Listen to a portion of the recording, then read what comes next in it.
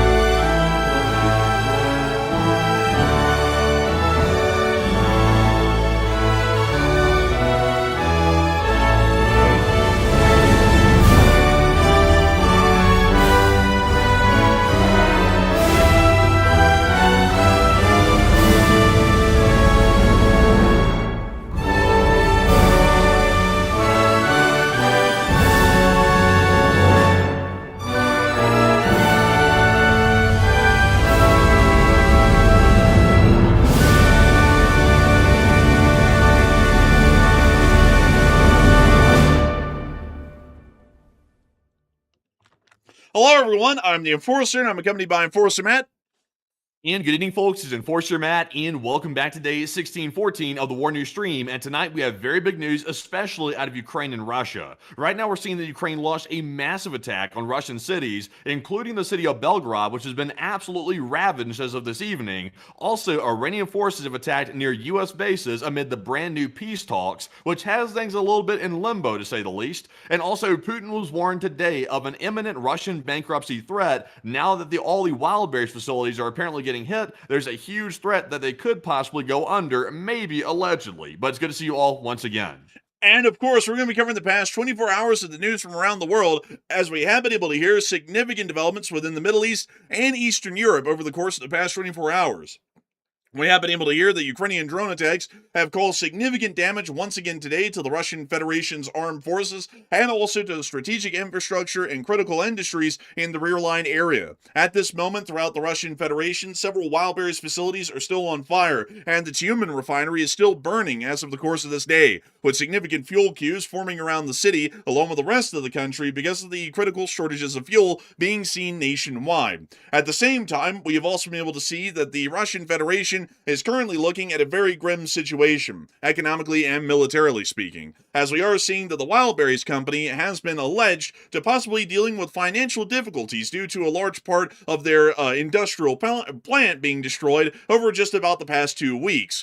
We are also seeing that as well, as a result of this, there's now speculation that a possible collapse of the Wildberries company financially due to the significant losses that have been sustained by Ukrainian attacks may also lead to a collapse of the Russian financial institutions as it is alleged that the wildberries company currently has a significant amount of debt that is owed to lenders within the Russian Federation's central banking systems. We've also been able to hear outside of this information that inside of the area of Rostov-on-Don and Crimea, further strikes have been reported within both areas, with a power plant and electrical substation getting hit within Crimea overnight. And we've also been able to see that the Russian Federation's desperation has only continued to grow in spades, as a third drone has been shot down by the Romanian Air Force within just the last several days by another Romanian F-16 after the drone violated the airspace of the nation of Romania directly over the area between Chilia and the city of Salina. We understand that the Romanian president did make an official statement today about the matter, and that the Romanian government has summoned the Russian ambassador to explain the situation, and that further possible actions, possibly an expulsion of Russian diplomatic teams, may be anticipated inside of Romania, depending on the course of action they take and the answer that the Russian ambassador gives. The British intelligence is also working off of this and many other developments and touch points throughout the recent part of the conflict to state that a possible confrontation is highly likely with the Russian Federation within the next several months, where the Russian Federation will most likely attempt to test the resolve of NATO through a direct armed confrontation with the alliance.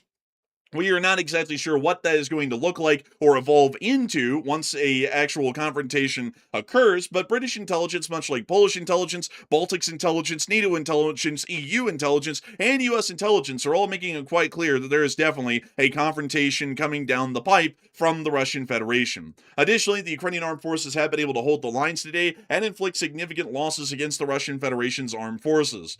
Meanwhile, in the Middle East, we have been able to get a confirmation today that the United States actually did stop the war and is attempting to negotiate with Iran, as it is true that the pen is mightier than the sword, except for with the Islamic Republic of Iran. The Iranians have made it clear that they are not willing to fire at the United States directly, but they are firing within the area of a U.S. airbase in the area of the city of Erbil, as explosions have been reported within the near areas around the base, possibly attempting to hit Kurdish forces that are basing nearby. We have also been able to see that while the Iranians have agreed that they will not be firing at U.S. forces, it does not appear that they are willing to reopen the Strait of Hormuz, and that they are stating that it's still going to remain under their territorial control and their sovereignty, and that they will not be allowing the Strait of Hormuz to ever slip out of their hands at any point in the future. A significant amount of rumors and reports have started to emerge from U.S. officials and other accounts of the situation pertaining to the United States and the reason why the war was stopped only 13 days in the second phase. And it appears that there are several different stories going around, including that the United States is lacking currently in vital munitions to be able to keep the conflict going, and for this reason, they brought the entire situation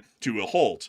We've been able to hear that other sources, including Israel, have completely denied that, because Israel, for some reason, is able to count U.S. munitions on the ground here in the United States, and they understand that we have more than plenty to be able to keep the war going. We've also been able to hear that other nations and other U.S. officials have tried to make statements in one direction or the other, saying that the U.S. generally is lacking munitions, or it isn't. We've also been able to see further developments in the Yemeni Houthi situation as well, as the Saudi Arabians have continued armed conflict with the Yemeni Houthis along the western Yemeni border throughout the course of this day. But before we get on into all of this news, starting with our largest stories first and then moving our way on down into the smaller stories throughout the night, we actually have breaking news that is coming out on air right now. So Matthew, what do we got? Okay, so we've seen that apparently Belgrade was getting absolutely hammered about an hour or two ago, and there's a lot of footage coming out of Belgrade of the damage there. But we're also seeing that literally right this minute, Taganrog, Russia is apparently the second major target in the second city inside of Russia that's getting absolutely pummeled right now. It looks like there's several impacts apparently taking place inside the city. And honestly, like, Andrew, I can't tell what that is that came in. Is this a missile or something that Ukraine launched at the city? I mean, what is this thing? It looks more like a teddy bear to me. I mean, yeah, that's a teddy bear there, but that's not flying in. Let's take a look at the clip and let's see what we can find out. What was that? I don't really know. We really couldn't see it, honestly. Like, it almost is, let's see here. Looks like a, is that a ballistic missile? Looks like a missile, yeah. Also, it looks like the impact site, if you look at the explosive, like, I guess you could say mushroom cloud, or more so the debris, it's jetting almost upwards in like a high velocity jet, which would give me an idea that it probably is a ballistic missile, maybe even an FP5 Flamingo. Yeah, I mean, that's unbelievable, actually. We had heard that Ukraine was testing the ballistic missile. They just developed it and they started fielding and testing it on Russia, like in the field itself. I think this might be maybe one of those flying in. I mean, that is flying in so fast. I think that might be the FP7, that new missile they've come up with.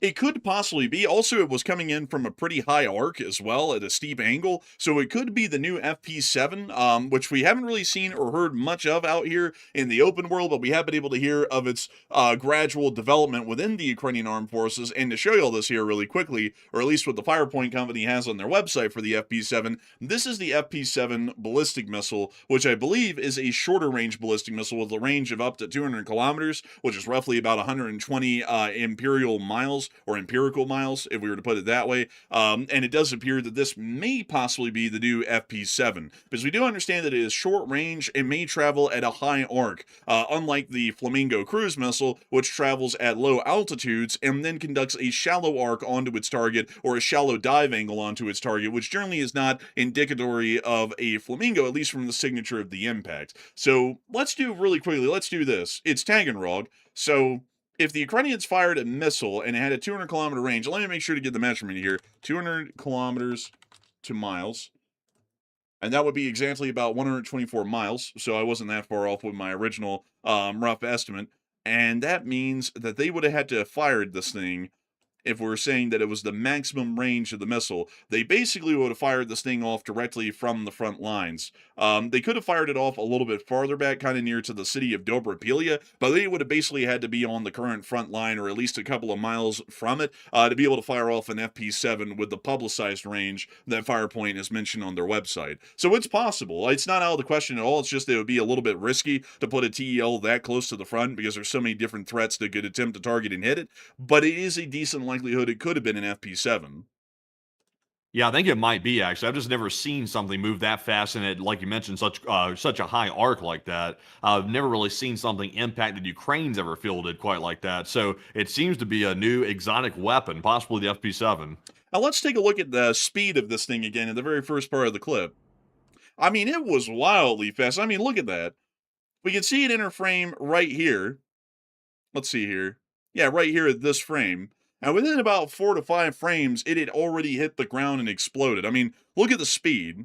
I mean, that is an unbelievably fast munition. Certainly not a Flamingo. Flamingos move like a bus. And you can watch a Flamingo just slowly glide on basically into its target and hit it. Whatever that was, it is moving at tremendous speed. Possibly, well, not possibly, well past the speed of sound, that's for sure. I don't know how much faster it is than that, but I can tell you it's a supersonic impact.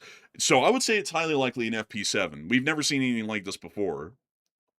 Yeah, I would say so. Also, by the way, folks, real quick before we forget, this is our breaking news for right now, so that's all we have to show y'all, and then we'll get right back into our normal news coverage here in a second. But also, by the way, to shout out our fundraiser real quick for the night, because I think we forgot to mention it, we got right into the breaking news.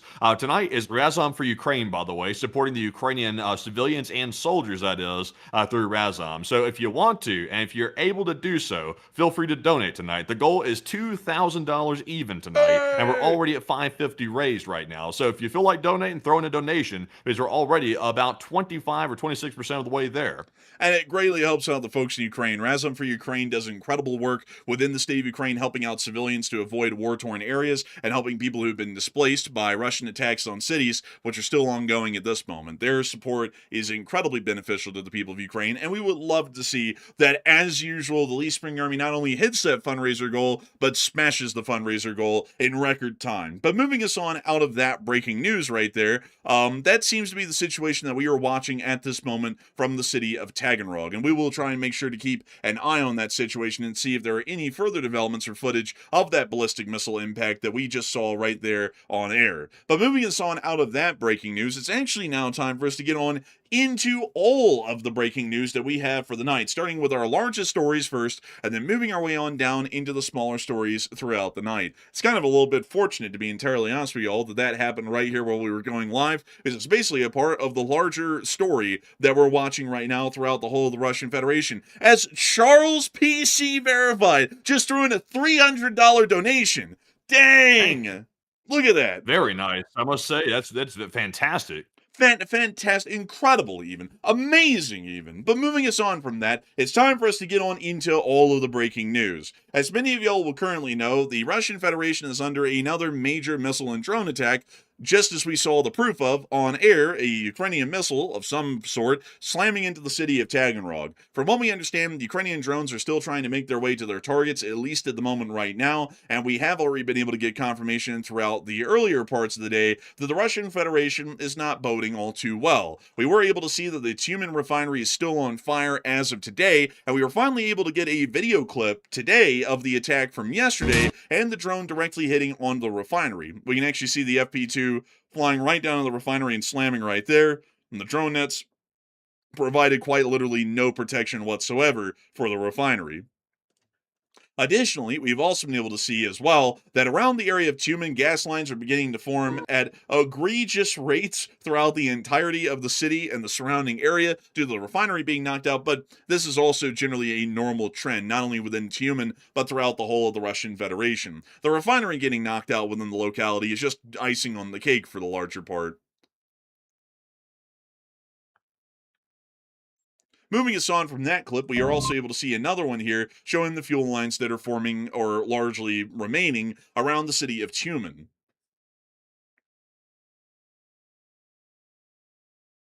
We see here the line going on endlessly, of course, well over a mile, as people are still trying to queue for fuel in the Russian Federation and have been for well over a month at this point, with the situation not improving and only deteriorating with each and every day of Ukrainian drone attacks. We have also been able to see that outside of this, the Russian Federation did take some significant hits around the Rostov-on-Don city area right before we went on air, and we were able to see a couple of clips of the impacts very recently right here. Oh! Oh my God, what the hell was that? Like, that last one was crazy. I mean, like, honestly, man, that was a pretty wild one. Here's a second clip of the attack on Rostov.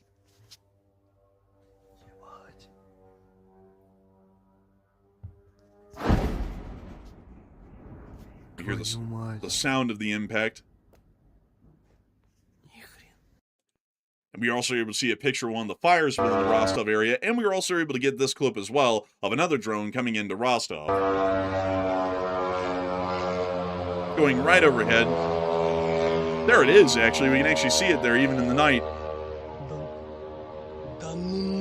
And then we got the Gopnik POV of what the fellas in the Adidas tracksuits are thinking at this moment.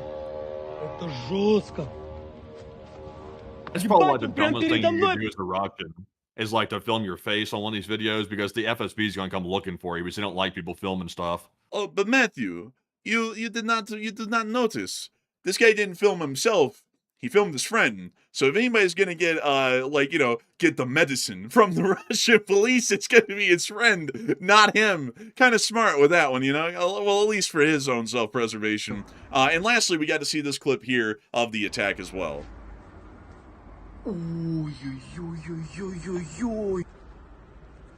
Whatever they're hitting, the explosions are quite large. Let me see another one right there. My guess is it's probably the Belgrade thermal power plant or maybe possibly a fuel depot or something. Say what? This is Rostov. This isn't Belgrade.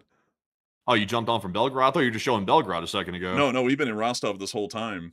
Oh, dang, bro. I thought we were showing Belgrade. No, this is Rostov. Man, you're skipping ahead. I was literally about to get to Belgrade right after this clip. Meanwhile, up in Belgrade, but getting us back to this clip, take that, Matthew, and save it for literally like 3 minutes from now. We'll be getting to Belgrade literally here in just a moment.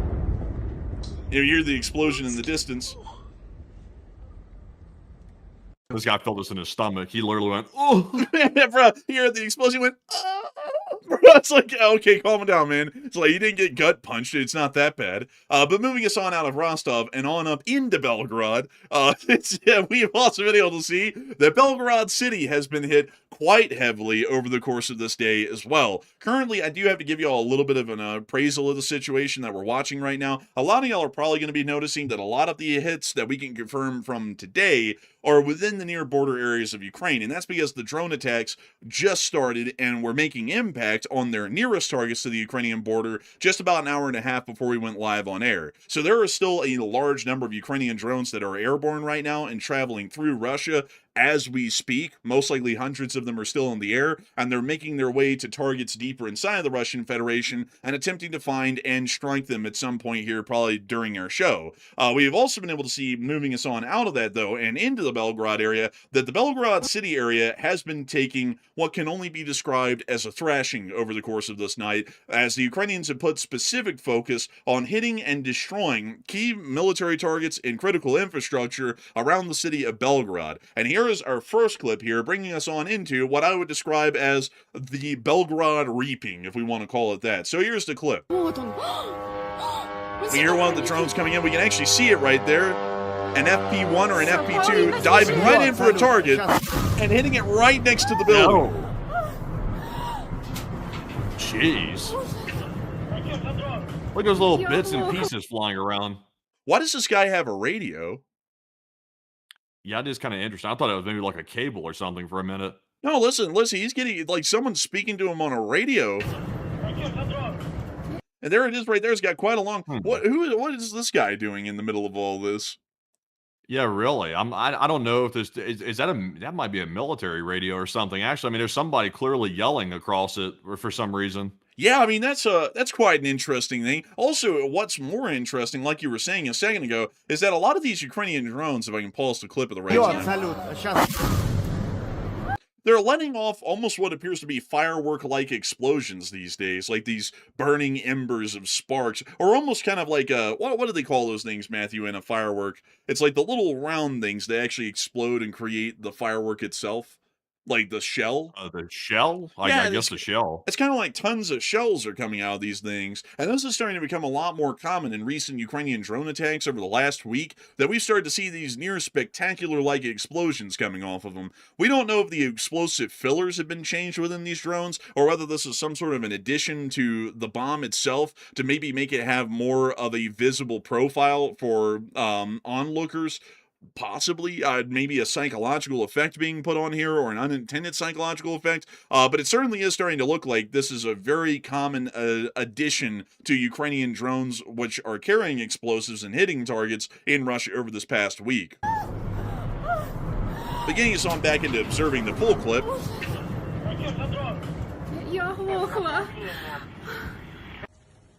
And now we can see the aftermath.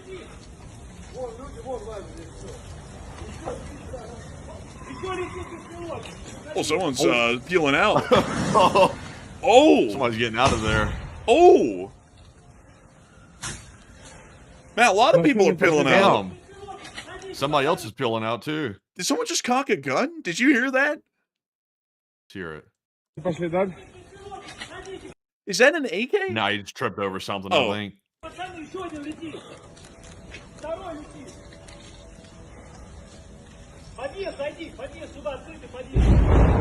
Oh, we hear another explosion nearby from another drone that just hit.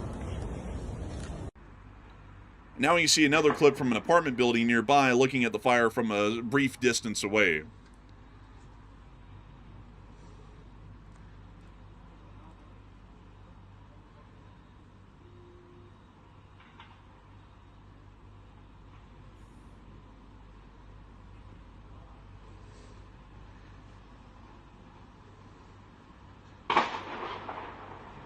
We hear some sort of a pop in the street. Most likely a fuel tank burning off or exploding from one of the cars that's currently on fire.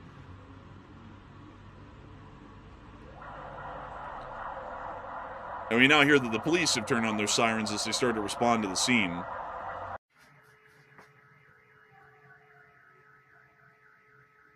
This is not It's weird. It looks like it. It's weird. It looks like it hit in the middle of like maybe like a street or something. Like it doesn't really look like it's it doesn't appear to be the power plant or anything like that. It appears to just be a street. Well, there were some other hits that we were able to see around the area. And this is what's kind of leading a little bit of mystery to me on that one. We don't really know what they were going for. The drone appears to have kind of almost deliberately dived in onto a target on the street. So we don't know if there was some sort of a high priority individual that was targeted and hit, or whether there was some sort of pertinence to that strike, or whether it was electronic warfare interference that led the drone to dive into the ground in that manner. But we don't really know what that strike has resulted in yet at the moment.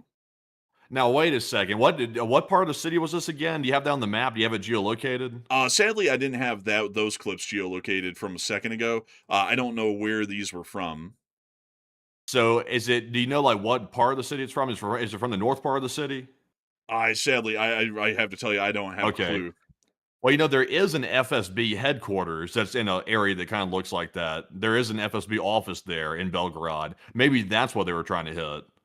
Oh, maybe. That might be. I wish I had a better geolocation to work with here, but sadly I just don't. I did hear though, folks, that there was possibly an FSB headquarters that may have been targeted within Belgrade, but I'm not really sure if that attack was associated with it in any way. But moving us on from that, we were able to see a couple of more clips of the strikes in the city, and here's another clip of it.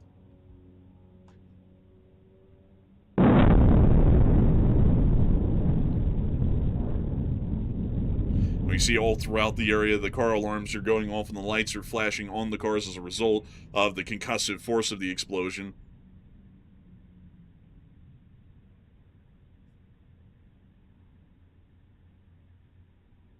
Also, when you get a chance here in a second, see if you can go. Wait, did that person put the coordinates right over there on the right? Actually, in the comments. It looks like they could have, but this looks like it's well, it would take me a minute to do some proper geolocation because they're showing the roof of this building and the roof of this one over here, this apartment block. But I have to try and line up all of the other clips that we watched a moment Yeah. ago and see if this matches with any of the buildings in the area.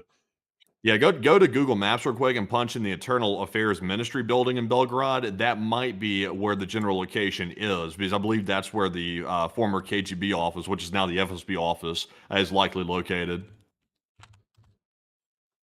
Let's see, Ministry of.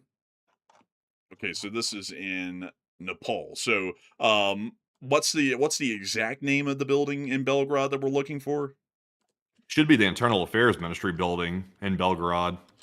Internal Affairs Ministry, Belgrade. Maybe that'll pull it up.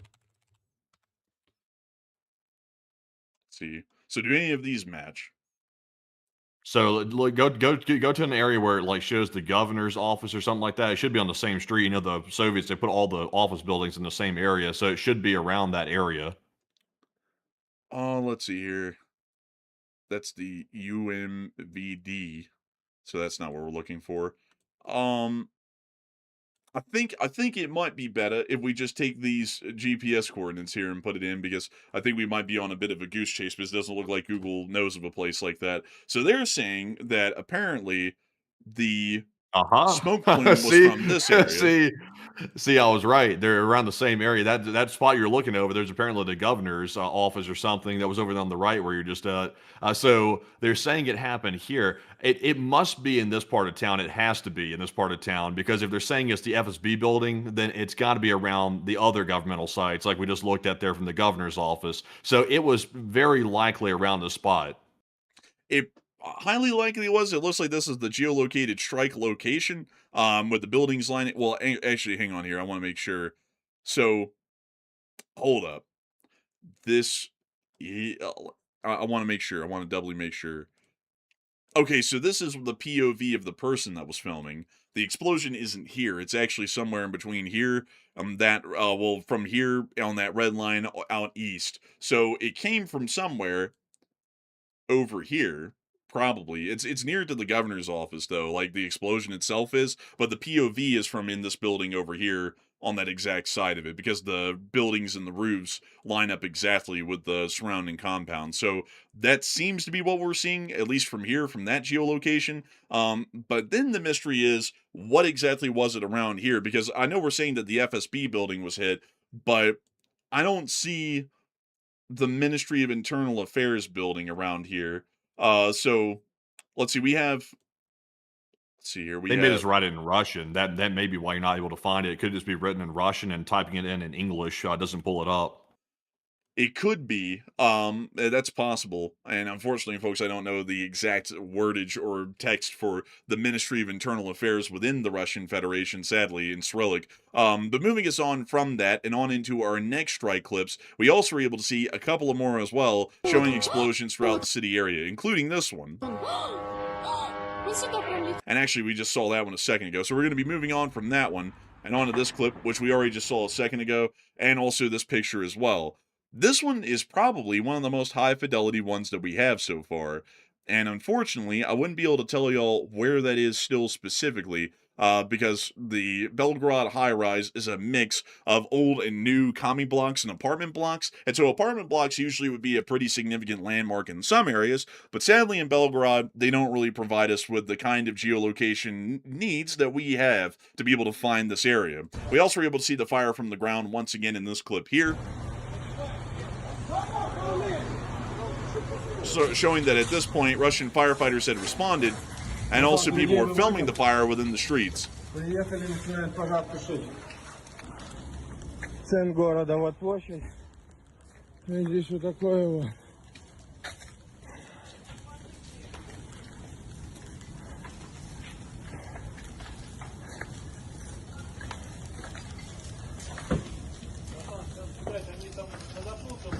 Да, что делать? Что?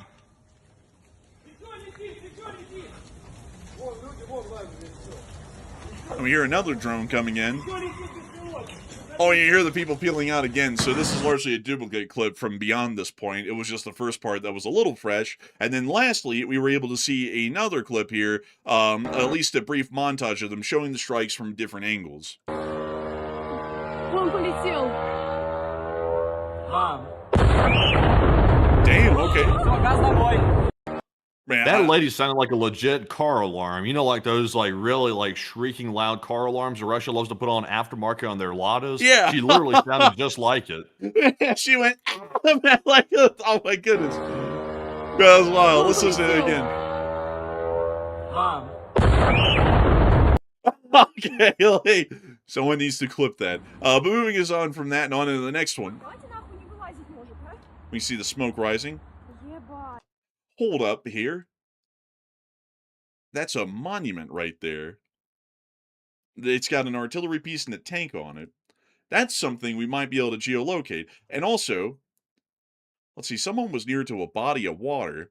So we're kind of starting to get this narrowed down a little bit. There's got to be a monument around here with a tank and an artillery piece on it. Because if we can find that, we can geolocate this clip as well. And once we start to get multiple different sight lines put together after the first one, we can start to narrow down exactly where this was. It was in a straight line over to here somewhere. So there's got to be a tank monument somewhere around here. Because there was a tank and an artillery piece. Let's see. This is not it. It's somewhere in this area. It's got to be. Absolute legend. Fox and Crow got me the translation, by the way. I'm going to put this in the chat and just copy and paste it. A huge shout to Fox and Crow for that, by the way. But sadly, I wasn't able to grab this translation earlier. So I just put it in the chat right now. All right. So hopefully we'll be able to get this. All right. So it's the FSB director. So let me see here. Chat, folks, chat. Y'all got to get this thing moving up, because if y'all chat right, well, let me see if I can just do this really. Dang, man, the chat moved. Hold up, folks. Let me try and get it. It's gonna take a minute. All right, so copy. Just copy and paste it. Well, yeah, but I mean, I have to copy it first. That's the issue. So this is the building allegedly, and it's not really in a straight line with the explosion, because the first POV, which was from here, showed that it was in a perfectly straight line to, oh, cancel. It showed it was in a perfectly straight line from here out in this general direction. The FSB building, at least here, is on this street, the Elipsa Preobrazhenskaya. So, it looks close, but it looks like the drone may have fallen short. Possibly into this parking lot area here, or in one of these parking lot areas, somewhere leading up to the FSB building, from what we can tell. It could be, and also we could be looking at multiple different clips here of different hits. So we could be seeing some of the clips showing the FSB building getting hit, which we're not really able to see too many surroundings, so we can't really tell exactly where it's at. We just have to assume that that's the FSB building. And then we're seeing some with a body of water close to it, so that could be a separate strike. It could be. It could possibly be. We're trying to piece this one together, folks, on air, because I looked at it and I was like, okay, so we have a strike in Belgorod. And I didn't go into extreme detail because it just generally looked like it was a parking lot that was hit. But it looks like it was very close to the FSB building, at least from the multiple angles of the clip and the fires from the ground that we're seeing from the impacts. And so it does appear that the FSB building was either hit or attempted to be hit by the Ukrainian drone attacks that were just conducted about 2 hours ago. But outside of that, many people are knowing and tracking the situation with the greater wildberries situation, as many of y'all will know that the wildberries have been taking a significant amount of damage over the course of a very short amount of time. And about the course of a single week, 20% of the wildberries logistics facilities have been largely destroyed or completely knocked out from Ukrainian drone attacks. And out of a 5.6 million square meters of warehouse space, only about 1.15 million square meters were damaged, well, over 1.15 million square meters were damaged or destroyed in targeted drone attacks. We are also starting to hear that the wildberries situation could start to become a lot worse, as the Ukrainian government has stated that they are now planning on extending and expanding their drone strike campaigns within the Russian Federation to be far more inclusive in the type and number of targets and to conduct even far more damage. And Matthew, what are people thinking about that announcement from the Ukrainian government today, and what are you thinking about it as well? Okay, so Ukraine has declared today, as y'all might remember, there was a 40-day campaign that Ukraine had announced that they were going to strike Russia nonstop and try to basically tear down their economy with these long strikes. Ukraine today decided to expand and extend that campaign on Russia. And they're also saying that they now have a range up to 3,000 kilometers into Russia, which we haven't really seen a strike that far yet. We've seen 2,000 kilometers. They're saying they have the ability to go up to 3. So, I mean, we could be seeing even longer range strikes than we've even seen before coming up in the next few weeks. So do you think this campaign is going to work well, or is it not? And it looks like 67% of the audience said yes, it will work well, it'll bankrupt and cripple the Russian Federation, while 14% said no, it won't, it'll just push Russia to the extreme and they'll do something stupid, which will probably be to Ukraine's detriment, and 12% said it's all Ukraine really can do and it's really their only option, that's why they have to do it. So I would say this is working extremely well. Already, the 40-day campaign, the original campaign, isn't even over yet, and Russia's already being hurt so badly from it that they're considering that one of their largest companies could go bankrupt possibly. They're also seeing major gas lines continuing across Russia because the refineries are getting taken out, and now we're seeing that even the Tyumen refinery, which is 2,000 kilometers from Ukraine's border, even that far out, Ukraine's affecting Russia's oil industry. So I would say, I mean, it's going as well as you could expect. I mean, Ukraine is doing stuff that even larger countries might have a hard time pulling off. So, and they're doing it with a fraction of the budget. So I would say it's succeeding well, and this is Ukraine's primary way that they'll win the war. But Enforcer, what say you? I would have to say that I'll be with 67% as well. This is definitely going to be bankrupting or crippling the Russian Federation from what we've seen so far, even if they stop right now. And considering that they're now saying that they're going to intensify the strike campaigns and the number of targets being hit, this clearly is going to be leading to the Russian Federation mostly going bankrupt or being crippled permanently from the resulting damage caused by these major strikes that the Ukrainian armed forces are starting to conduct and have been conducting for some time at this point. The Ukrainian drone strikes have proven to be some of the most effective damages that we've seen so far against the Russian Federation in the war, depriving them of nearly 30% to 40% of their refining capacity daily, leading to crippling fuel shortages throughout the country, which is leading to most other supply lines or supply chains generally collapsing in real time as we speak. And we've also been able to see that the Ukrainians have been able to strike and destroy a significant volume of the Russian army on the front lines as well, with short and medium range attack drones, meaning that the Russian Federation is getting hit quite badly in every metric at this point. And with the Ukrainians announcing an increase, it's only going to get worse, quite clearly. And so I would definitely be with the 67%. I think the Russians are still going to be even further on the down and out as a result of these major and heavily damaging strikes. But moving us on from that news there and getting us back into Moscow, we were able to see that as a part of these drone strikes, there is a large number of wildberries facilities, over about 20% of them, that have been hit and knocked out so far. And about 20% of all the wildberries logistics capacity has been knocked out within the single week of strikes that the armed forces of Ukraine have conducted. We're also understanding that at the moment there are starting to be rumors that are circling around, at least according to some Russian billionaires allegedly out there, that the situation could start to get even worse or far dire from here if the situation gets worse for the wildberries company.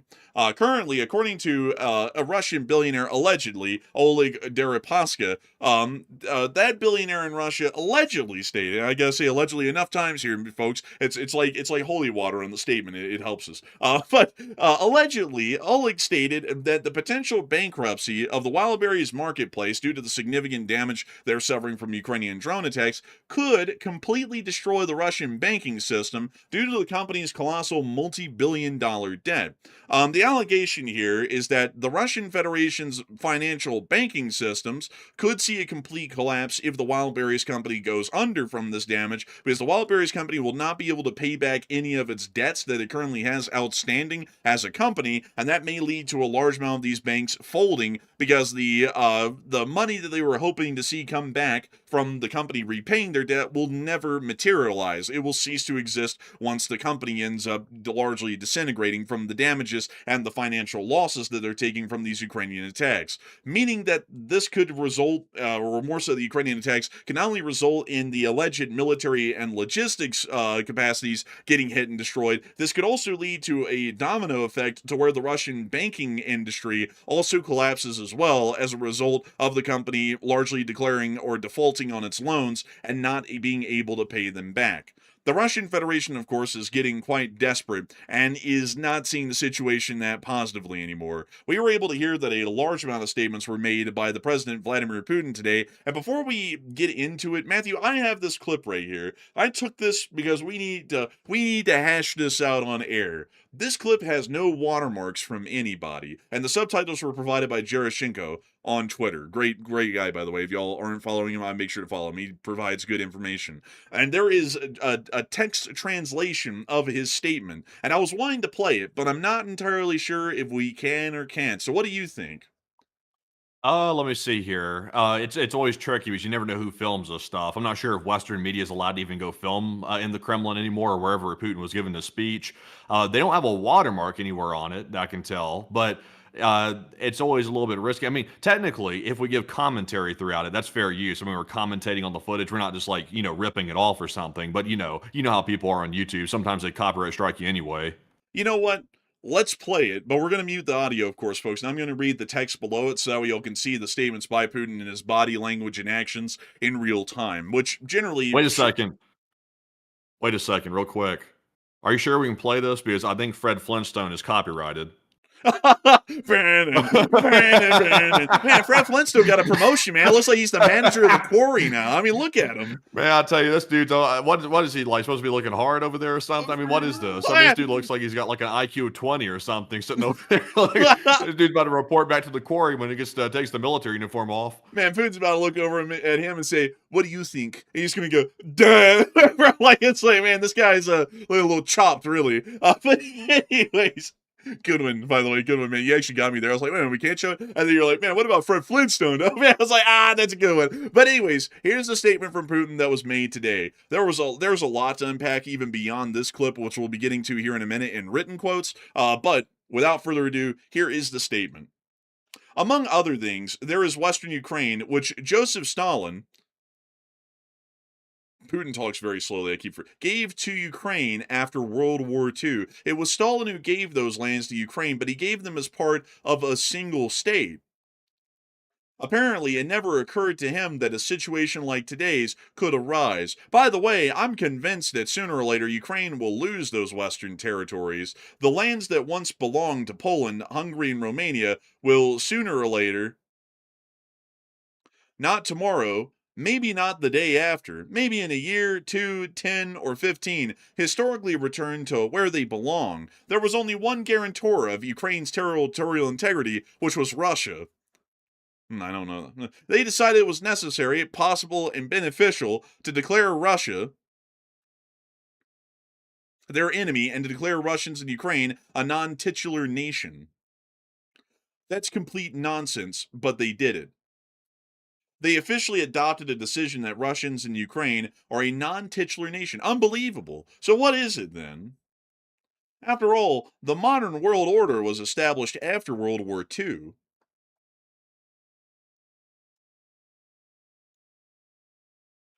That took him a long time to say, but that was the end of the clip. Who's Also, this man, dude that keeps filming in on over here on the left? Look at Fred over there, like sneering at the other dude. Fred's a clown show. Who are these goofies? I have no clue. It looks that this was a statement made today in for some reason they had the flags of Finland in the background along with the Russian flags. I'm not entirely sure why because I do not know of Putin making a state visit to Finland or any Finnish representatives going down to Russia because it looks like everybody in this room is in the Russian Navy to some degree. So I have no clue what's up with the Yeah. Finnish flags. Also, by the way, I mean, what is Putin? I mean, this yapping that Putin, I mean, this is like reminiscent of that Tucker Carlson interview where he was yapping about the history of Russia, like back to like, Peter the Great and stuff like that. It's like, it's like, so what is he saying? He's saying like the Polish lands, Hungarian lands, and all these other lands he's talking about. What is he saying? That's Russian territory? Is that what he's saying or what? Um, I mean, I don't know. I mean, like it's like the whole thing that he's saying here, kind of like in a nutshell. The best way I can explain it is that. Also, sorry, everyone's saying that that's actually a Russian naval ensign. You know what, folks? Y'all are absolutely right. But when I see a blue like crossed on a flag with a white background, I usually think Finland, and I don't know why, folks. I didn't think of the Russian naval ensign because that's literally it. So very sorry about that, folks. Correction. That's not the flag of Finland. That's the flag of the Russian Navy. Whoopsie daisy. I had a bit of an oopsie moment here. And also before we say anything else, we're only $60 away from the fundraiser goal. Just wanted to throw that in there just for a moment because when we start screaming goal, y'all will know why. But beyond that, though, it sounds to me like getting back to the discussion that Putin is trying to say that Ukraine's going to be divided up amongst the NATO states and Russia, and it's going to cease to exist as a existent state in the world. I guess is what he's saying. I don't really know because the whole thing doesn't really make a lot of sense. He's just yapping, really, And hey, we hit the goal! Hey! Jaga, Jaga, Igor. The goal has been smashed thanks to BC Skyman with that 100. We're now $35 above the goal as of right this second. Very nice, by the way. Hit the goal in under an hour tonight. Under an hour, 52 minutes. 52 minutes, I tell you, folks. And a big shout out to BC Scammer for getting us right over that fundraising goal with that $100 donation. And it's absolutely incredible to know that the Leaf Spring Army once again has pulled through and supported another fundraiser for Razum for Ukraine, well past the goal in less than an hour. And so, moving us on out of that congratulatory statement, I believe, Matthew, that Putin's saying that he wants the state of Ukraine to cease to exist. But the problem is, though, and this is what I'm not understanding with this whole claim, how in the world would that ever even work? Like that's my thing about it. You take like he says, let me make sure. Let me make sure to go get the written statement here. Let me see here. Ukraine gets split. Here we go. This is the statement written in written text. Now I cannot play that one, but let's see. Be gifted them single framework. But these lands belong to Poland, Hungary, and Romania, and will eventually historically return to its place. The problem is, though, is that I'm pretty sure that modern day Polish and Hungarian territorial claims overlap in Ukraine in some areas. And so I don't really think it would be entirely possible to just do that and kind of try and dissolve the Ukrainian state by just giving that land away. Because then you would have a territorial dispute between the Hungarians and the Poles, and no one's even going to accept that anyways because it's against the UN Charter. Yeah, and also, by the way, I mean, is Putin forgetting his own propaganda narrative here? Because if he's saying that Ukraine should be divided up and given back to Hungary, Poland, and the other country he mentioned, if he's saying it should be that way, well, isn't that causing the problem that he claims led to the war starting? Because he's saying that NATO was encroaching on Russian territory. I mean, Poland is in NATO. So if you start giving Ukraine back to Poland, that puts NATO on Russia's border, which is what allegedly Putin was saying was what led to starting the war when he kicked it off. So, I mean, is he forgetting that? I mean, why is he so worried about NATO countries getting Ukraine's land back? I mean, isn't Russia invading to take it for themselves? I mean, that doesn't make any sense. Yeah, what's even more stupid is that he's said in the past that Russia is going to reclaim the Baltics, Finland, and parts of Poland. So it's like, why the hell would they agree to give away? Well, you know what that sounds like? It sounds like the Molotov-Ribbentrop pact. Like when the Germans and the Soviets agreed to invade Poland and split it in two. It sounds similar to that, when I really started to say that out loud, because Putin's like, here to Poland, now we're friendly with y'all. We hate y'all and want you dead, but we will give you most of Western Ukraine if you'll accept. And then later on, they'll invade Poland as well. It basically is a modern-day Molotov-Ribbentrop pact proposal. Yeah, basically. So it's like at this point, I guess Putin's realizing he's not going to take Ukrainian land. So now he's trying to make the argument that Poland and Hungary and these other countries should take the land instead. It's like, I mean, what is he doing? Like admitting Russian defeat that they can't take the land? I mean, he should. I mean, obviously Russia's not gaining any territory in Ukraine. They're deadlocked with the Ukrainian forces. So at this point, I mean, as the war drags on, the only person getting hurt is Putin because their economy is going down the toilet. The more time that passes, the more it gets closer to destruction, essentially. Ukraine really has nothing to lose over a longer period of time. They're getting all kinds of NATO support. They're getting EU loans. They're getting weapons. I mean, they've got a cash cow behind them. Russia really doesn't, at least right now. And we can see, man, that money, like the lack of money, is really starting to hit them. They can't even afford good-looking body doubles anymore. I mean, that's pretty clearly not him. Yeah, real. Is that a real picture? Yeah, maybe. I don't know. I thought it was funny, though. Yeah, really. Jeez, man, dude, right there, I tell you. I will say, like, the rumor about him having body doubles, I think that's a legit thing. Like, I think he actually does have body doubles, but I mean, that would be by far the worst one I've ever seen right there on the right. Man, this guy sits there and goes, I think that the cabbage and lettuce grows nicely. Bro, like, it's like, okay, man, like, good job, man. Good body double. But also, while we are hearing that Russia is doing financially and economically worse with each passing day, and Putin continues his descent farther and farther into insanity, like we just saw in those statements today, it appears that many Russians are starting to spread rumors that there's probably going to be something larger than just the fall mobilization coming around here in a couple of months. As many Russians are starting to understand the war truly is not going well because everything on the home front's reflecting that at this point. And it also seems that quite a many Russians believe that when the fall mobilization comes around, which happens every year, they're probably going to just declare a full mobilization and just go straight into a total war with the state of Ukraine, or possibly someone else. Because we're starting to see that Russia's actions are becoming a lot more dangerous and a lot more gung-ho, especially when it pertains to the NATO nations that are on the eastern frontier. Many of y'all will know that earlier today, as in the short war video was that announced this, another third Russian drone was shot down today by the Romanian Air Force over by an F-16 that responded to the airspace incursion. We also were able to see that the president of Romania made an additional statement as well, adding to this. And this was a statement by the president of Romania. A new drone was shot down this morning at 10:13 a.m. by an F-16 aircraft of the Romanian Air Force over Romania's territorial waters in the Salina-Chilia area. This means it was over the Danube Delta. I congratulate the Romanian pilots and the ground teams for the professionalism, courage, and efficiency with which they carry out their missions. Through their actions, they contribute to the defense of the national territory and the safety of Romanian citizens. According to the investigation conducted by the General Prosecutor's Office, the drone shot down on Friday morning is of the Shahed type used by the Russian Federation in the war of aggression against Ukraine. Investigations into the drone shot down yesterday and today are ongoing. They are all Russian. Romania's diplomatic protest against the Russian Federation will be based on these investigations. It is inadmissible and intolerable for the Russian Federation to continue violating Romania's airspace, which is, at the same time, NATO airspace and European Union airspace. Such actions are unacceptable, and we treat them with the utmost seriousness alongside our allies. We've also been able to hear that the Russian ambassador was summoned to the national offices of the Romanian government within Bucharest today to explain the situation and to explain why multiple Russian drones, 3 of them over the past few days, have violated Romanian airspace, one almost every single night, each one of them armed and heading deep into the nation of Romania before they're intercepted and shot down.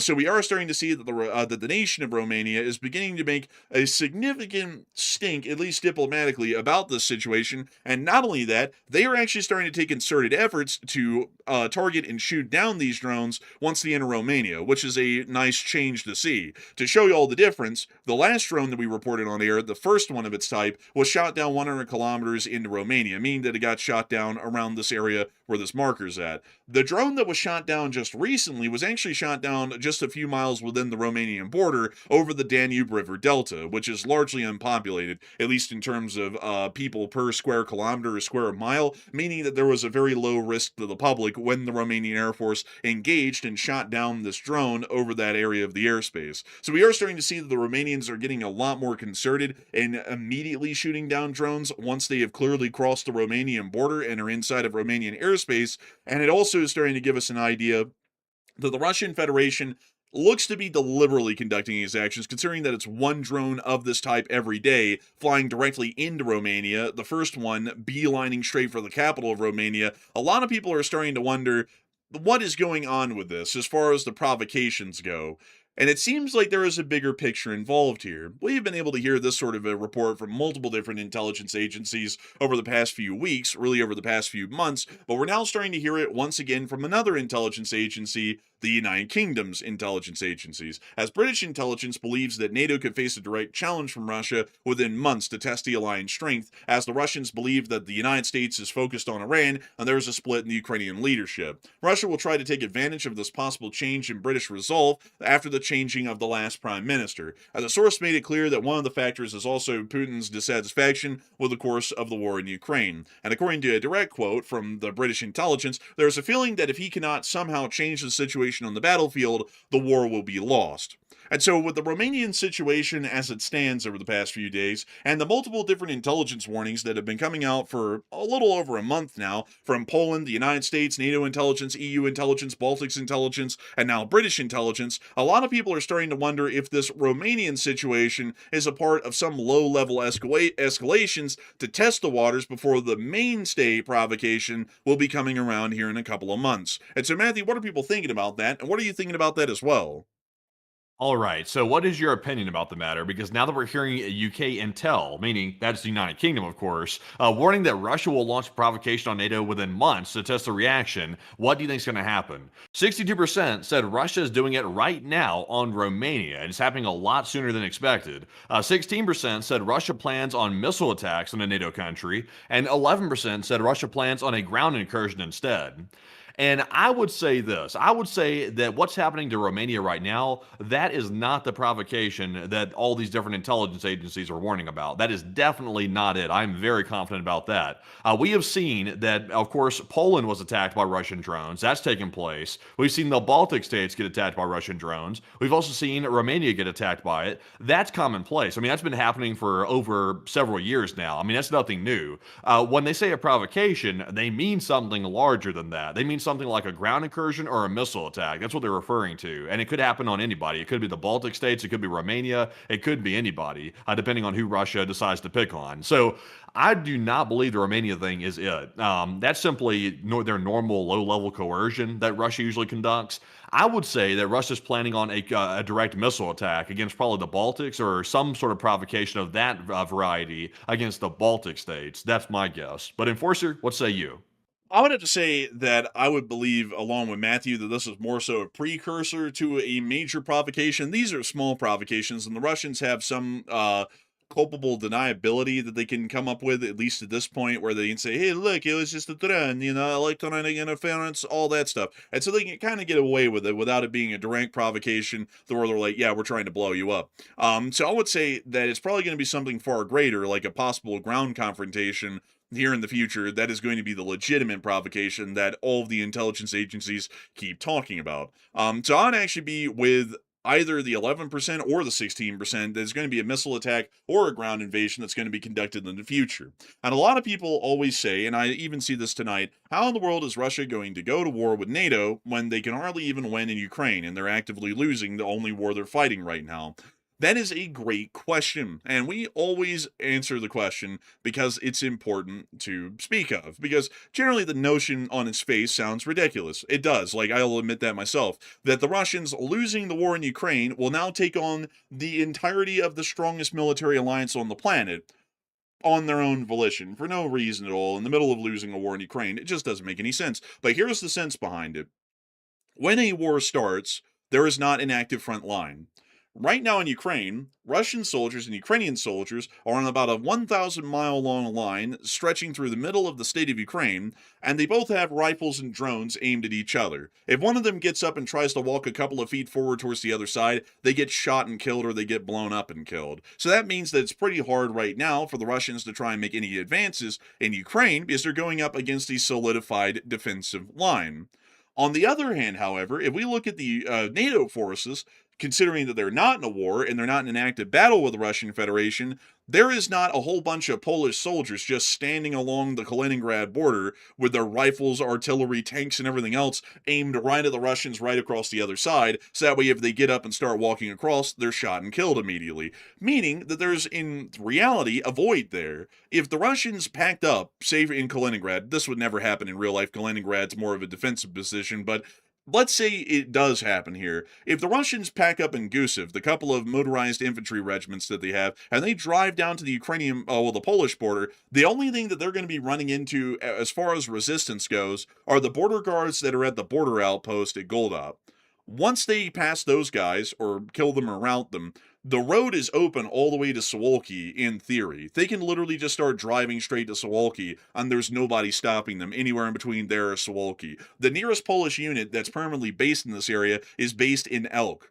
And they would have to get the alert, and of course it's going to be chaos in the middle of the night, an alert that the border guards have just been overrun and a border guard outpost just went out, and then there's going to be a report that they need to move immediately and get somewhere and try and stop this Russian advance as quickly as they can. But by then, the Russians have made ground, and now the Polish are fighting a war inside of their own territory. And this is a wash, rinse, and repeat cycle in every single country that's along the Russian border or the Belarusian border.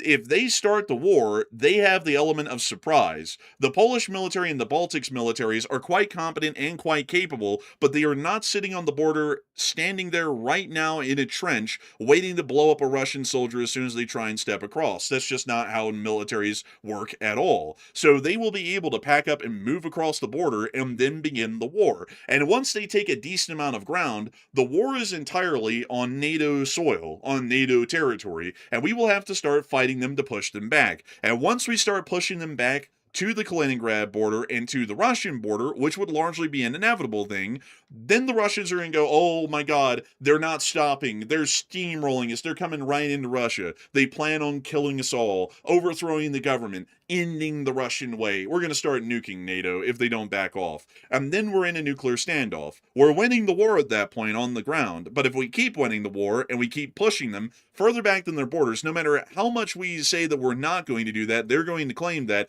at any given moment, a Russian Air Force aircraft could lob a tactical nuclear bomb right onto a frontline position of a NATO force, and a nuclear war has just begun. And we have to call the bluff. Are they serious about using a tactical nuclear weapon? And are they legitimately going to do that? Or are they not? And considering the stupid decision making of going to war with NATO in the first place, most NATO decision makers are probably going to be of the lines of, if they were stupid enough to go to war with us and start losing this badly, then it's pretty likely they might actually lob a tactical nuke at us. So maybe we want to get to a negotiating table and try and sort this thing out. And if we do, we are going to negotiate it back to a status quo antebellum. Russia is probably not going to be keeping any territory in Poland or the Baltics. But they are going to be demanding significant concessions for that. They're going to be demanding that all of the economic sanctions are lifted against them. They're going to be demanding that the NATO states stop their support to Ukraine at a minimum, and they're going to hope that those two things combined put them in a positive enough position that they might be able to turn the war in Ukraine around and maybe achieve a victory there, or just keep the war going indefinitely until both sides just get tired of it and then they peace out at the borders that they currently have in Ukraine right now.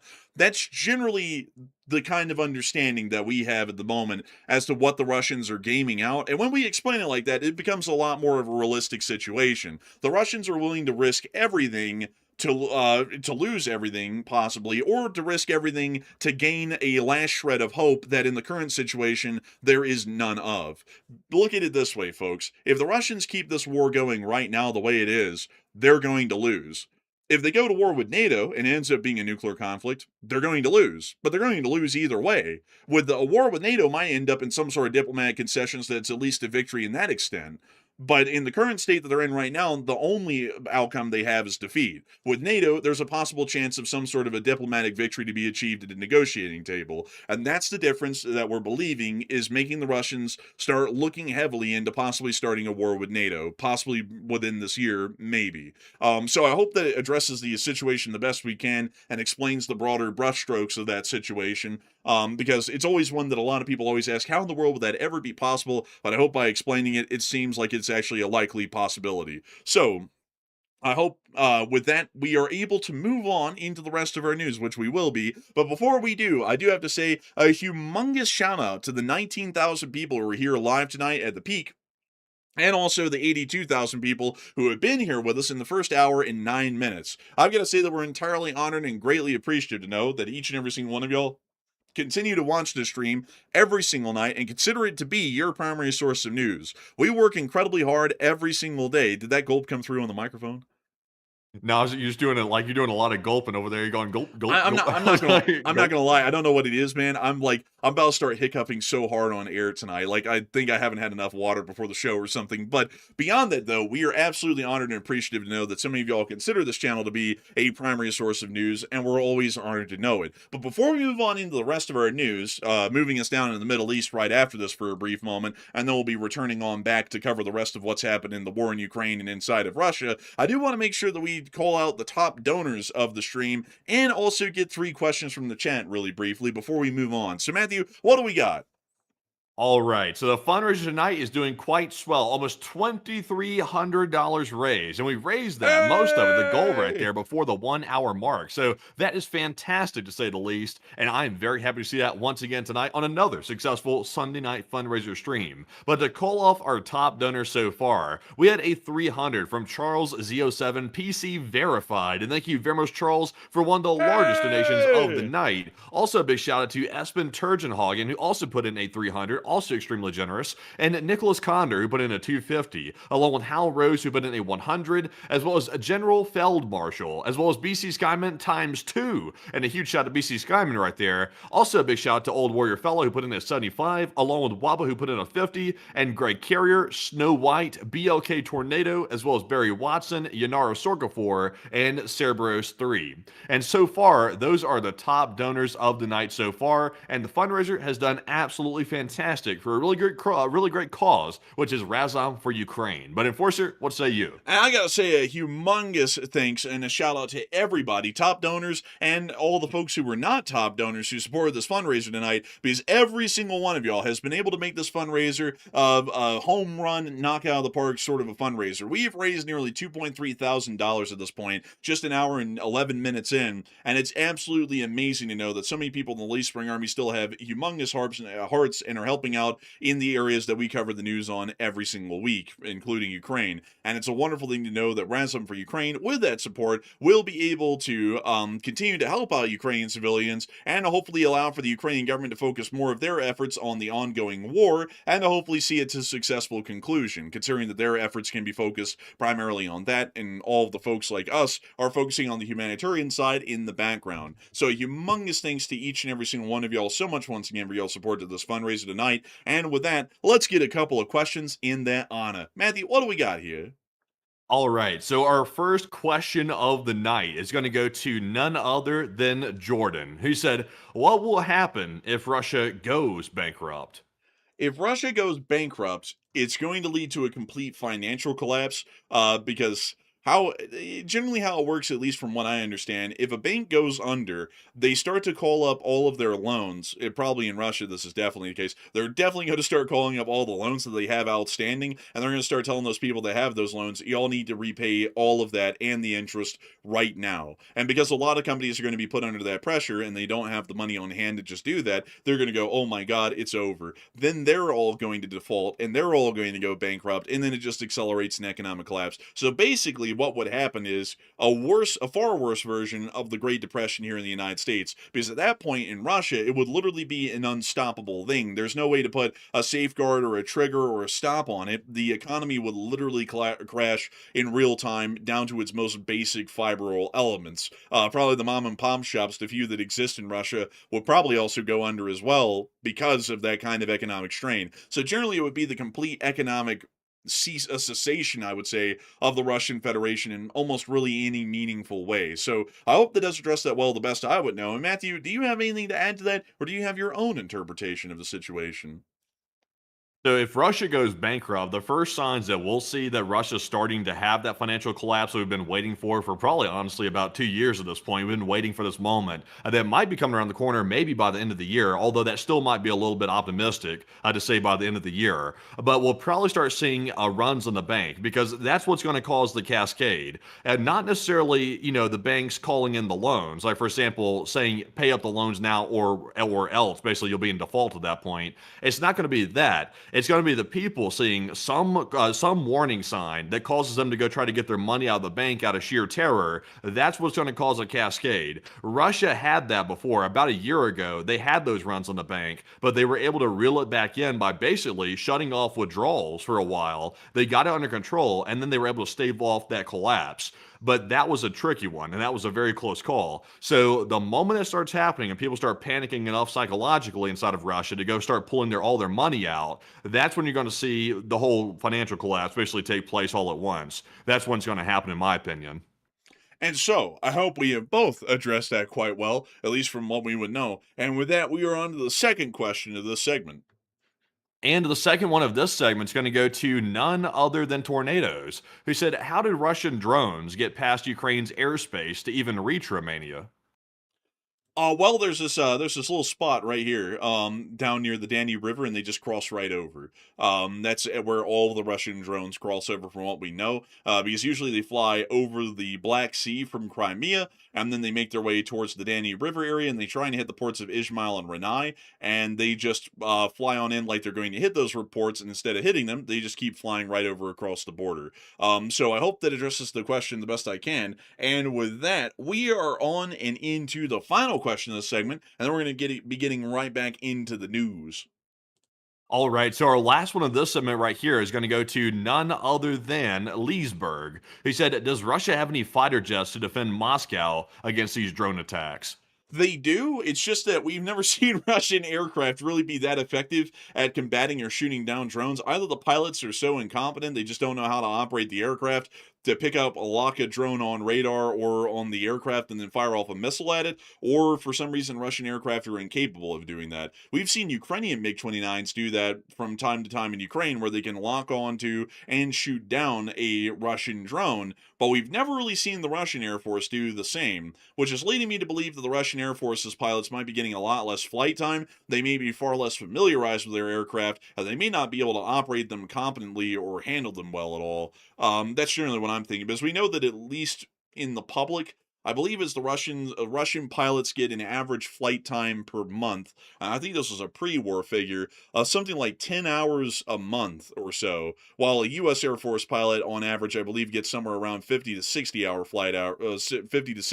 flight hours a month, which is always exercises and training and whatnot. So a Russian pilot is 5 times less qualified to fly their aircraft than a U.S. Air Force pilot, and considering that the Ukrainian Air Force is almost always up in the air and operating at some level or some extent, we would assume that Ukrainian pilots are probably getting close to the U.S. Air Force's number of flight hours per month, or maybe even a higher number than that. And that means they're a lot more used to and familiarized with their aircraft, how they handle and operate, and also how the computers and weaponry systems operate on board as well, to be able to make sure that their aircraft are used a lot more efficiently. So I hope that does address that the best I can, because they do have aircraft, that they do have, but do the pilots have the competency to use the aircraft properly?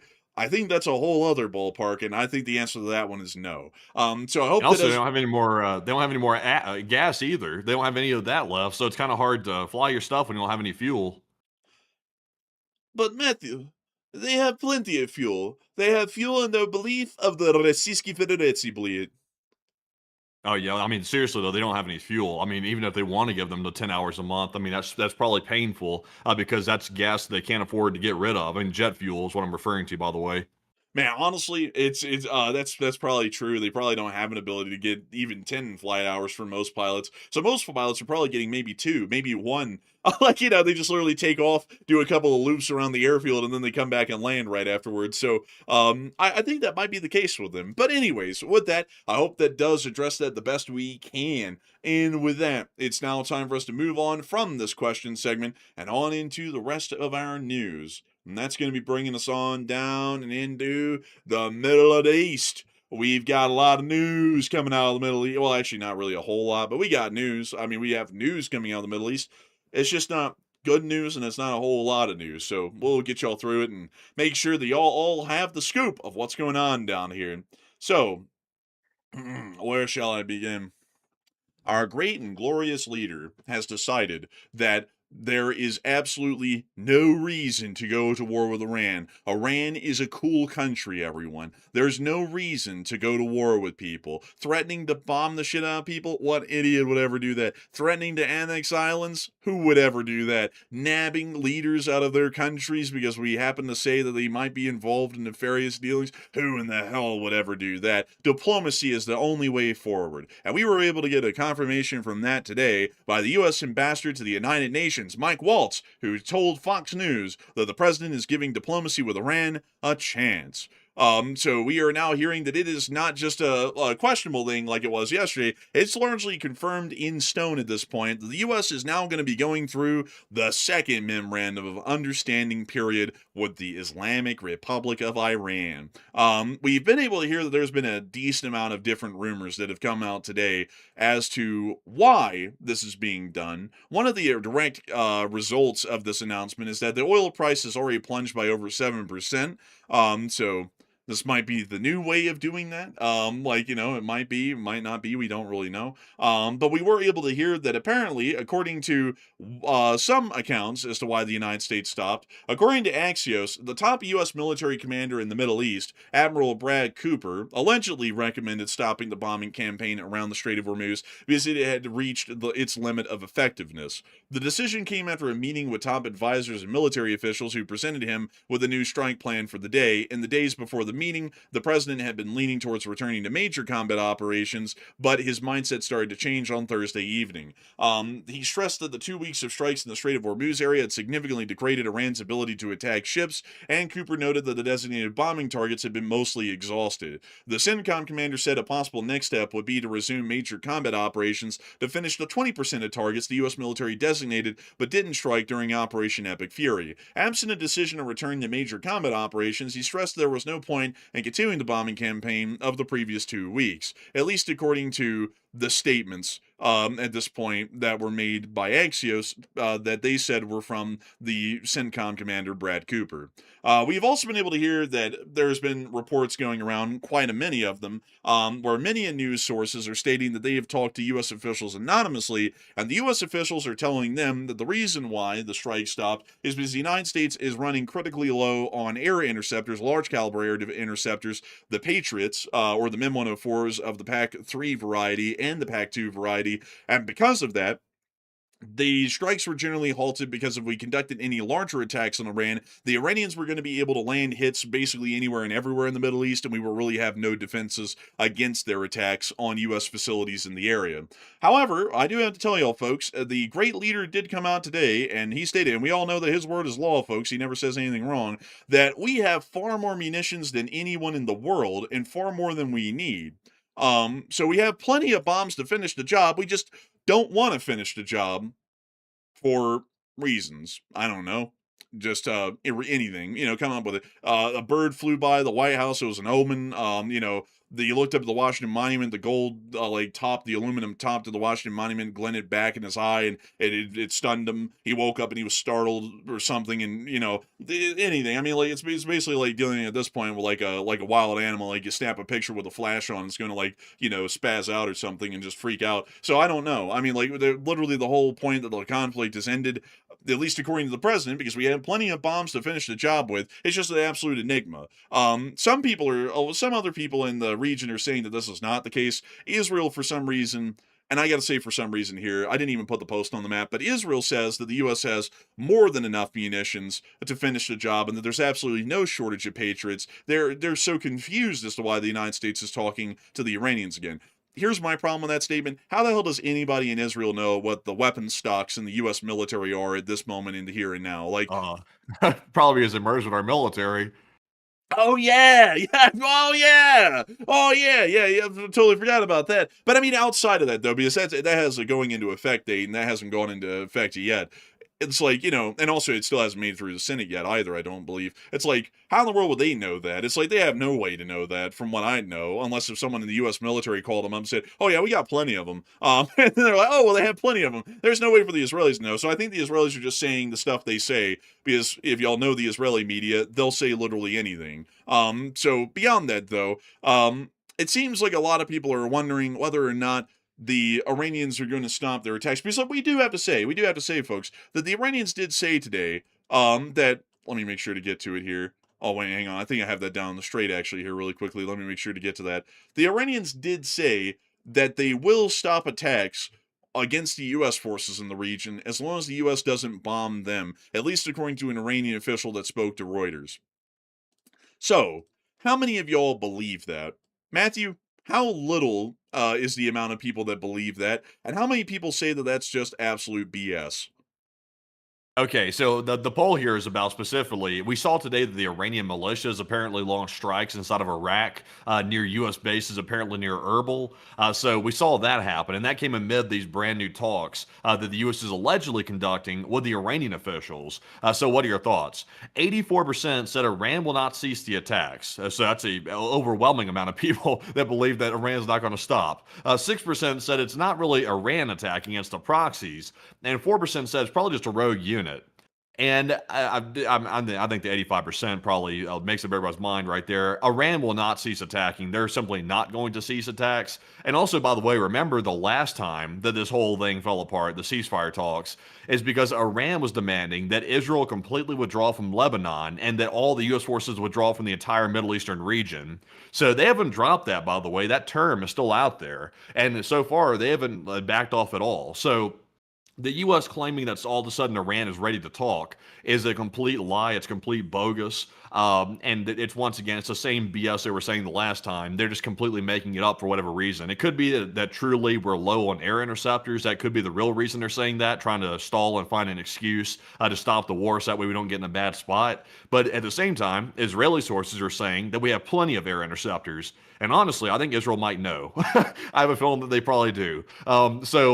Yeah, I don't really know what they're doing. Maybe the U.S. believes that they've tried to bomb Iran into submission, and maybe now they'll give up. Maybe that's what they're thinking. I don't really know. If they're expecting that, I wouldn't count on it. But Enforcer, what say you? Well, I think our main problem, Matthew, is that a lot of our current service members are looking a little wimpy. Like they're they look a little wimpy, and we need to get them roid raging to get the war going again. So we're going to give everybody the highest T counts that they can get. We're going to give everybody testosterone shots. Go at this again. Everyone's going to have perfectly chiseled jawlines, 60-pack abs. I mean, they're going to look like freaking mutants. And then we're going to go over there, and then we're going to deal with it, because that's been the problem this whole time. Yeah, I mean, yeah, our soldiers definitely are not the problem. Definitely not to seriously speak about that. But I mean, they apparently think that the testosterone is the problem. Apparently, really, it's like the brains are the problem right now. The brains of leadership. They're not really thinking very clearly, to say the least. They don't need testosterone. They need a little bit more, maybe intelligence. Yeah, I would say their brains, the brains of the civilian leadership right now are in every place but the right spot. But to be honest with y'all here on the poll and not make a joke there, I would say that the Iranians are definitely not going to be ceasing attacks. To add this in, by the way, because I didn't get to this before the poll, there was a report of an explosion in Erbil, which is apparently near to the U.S. base. We're believing that this was most likely Iraqi militias attempting to attack the Kurds, as is common tradition within that area. But it appears that it got quite close to the U.S. base in the process of that strike. So we are understanding, at least from that the strikes will probably not end. I'll tell y'all this, folks. It'll probably be maybe 3 days from now. The Iranians are going to attack a merchant ship within the Persian Gulf or the Strait of Hormuz, and we're going to be back to reciprocal bombing them for that over and over again. And the talks will, of course, go nowhere. We already know they're going to go nowhere because they never went anywhere before the past 2 times we've tried it. The third time is not going to be the charm, and we did not break the blockade on the Strait of Hormuz again. So I'm going to be straight up honest with y'all folks. I don't mean to be the bearer of bad news, but this thing is a total wash. Like, it does not matter if we go back to war at this point. The current guy doesn't have the sense to keep anything going. And so it's a wash. Like, I'm not even saying that just to say it for the hell of it because it sounds fun and it's putting people down or anything. It's just that so far the military leadership in this whole deal, not the military leadership as in the career officers in the civilian side, has been so incompetent and woefully harebrained and idiotic. I just don't really think there's a chance in hell of turning this around at this point. Because probably in another couple of weeks we'll be back to bombing them again, and then we'll end up stopping the bombing in 3 days or a week or so or whenever. And then we'll be acting like they'll talk again, and they never are willing to talk. They've already proven that before, because in all of the talks that we've tried, we've made it literally nowhere. We haven't even made it off of square one. We've been stuck on square one every time we've talked to them. So why the hell would we think the diplomacy would work? And who in the hell, like, and there's been some word out there, some rumors, that some people who have the president's ear said that we could get to them with a long economic pressure campaign.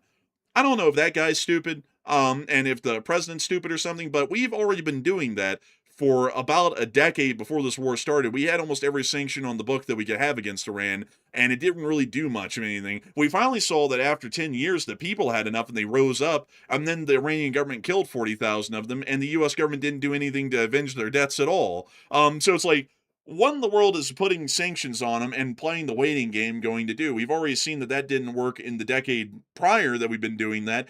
So why the hell will we think that that will work now? We're going to be waiting 100 years for this to come around, and we don't have 100 years to wait. We have to have the Strait of Hormuz open right now.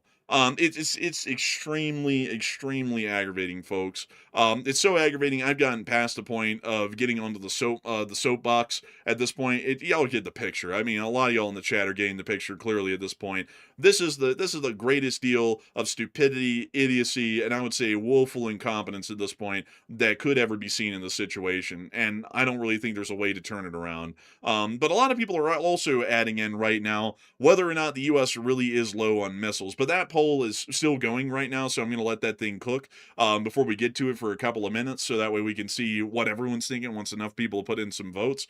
But I gotta say, folks, you know, this is also why, folks, when this guy talks about invading Cuba and also annexing Greenland, I'm very much against that, like, beforehand, because it has absolutely no purpose. And now we got to legitimately ask the question with how badly this has gone. Is any of this really being planned, or does he just wake up in the morning and say, let's invade Cuba? And then they just start working on that over the course of like 2 weeks, and he's maybe in charge of all the war planning. And then it ends up going to shit because of those two factors. Like, there's basically no planning involved, and the person who is planning it has absolutely no clue how to plan or execute any of the stuff. It's like, those are really important questions to ask. Maybe we do not want to get in any other conflicts with anybody, no matter who they are, because also on top of that, if U.S. munitions truly are running low, why in the world are we going to waste tons of them and also throw a whole bunch of personnel into Cuba, which is a completely worthless corner of the world right now? There's really no strategic or economic value there to speak of. Why in the world would we throw them all down there to achieve absolutely nothing? Would be beyond me. And also, by the way, I mean, just looking at it from a like a leadership standpoint about this, if y'all know somebody, like for example in your personal lives, that wakes up one day and they're like, "Oh, life is great, like it's never been better," and then the next day they wake up and they're like, "This all sucks. I hate this. It sucks," and then the next day they wake up and they're like, "Oh, life's great, never been better," and then they repeat that over and over and over and over again. You might say, that might not be a very good mindset to have. That might indicate some problems right there, to say the least. Might not be totally stable.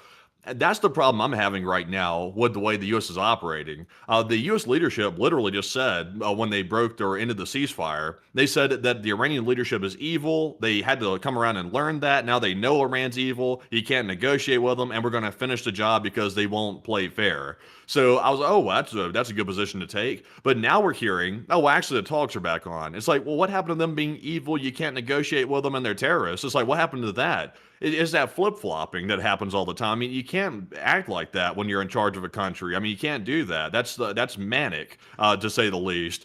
So, I mean, when you don't have a consistent foreign policy position, it's kind of hard to have a stable foundation when you don't even like have a basic understanding of where you're truly coming from. Yeah, and it's just waking up every day and just sporadically doing stuff like it's the business world, like you can just like get in on a project, hop out of a project, like that's how that works. Also, I saw someone in the chat say, and I gotta say, folks, this is the usual shtick. I'm just doing this one because this is the usual shtick these days. Like the current guy could say something like, "We're gonna annex Greenland and beat the shit out of Denmark," and then the next day, the people who like him will say, "He never said that."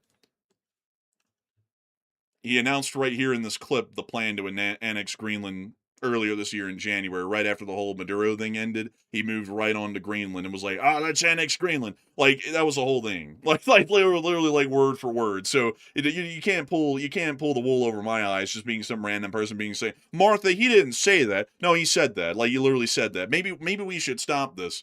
This whole insanity of like, let's just go to war with everyone everywhere without a plan and just figure it out as we go, because that doesn't work. It doesn't work at all. It's absolutely horrendous. And so that's my 2 cents on it. Like, without this war is gone, it's basically a wash. I hate to say that.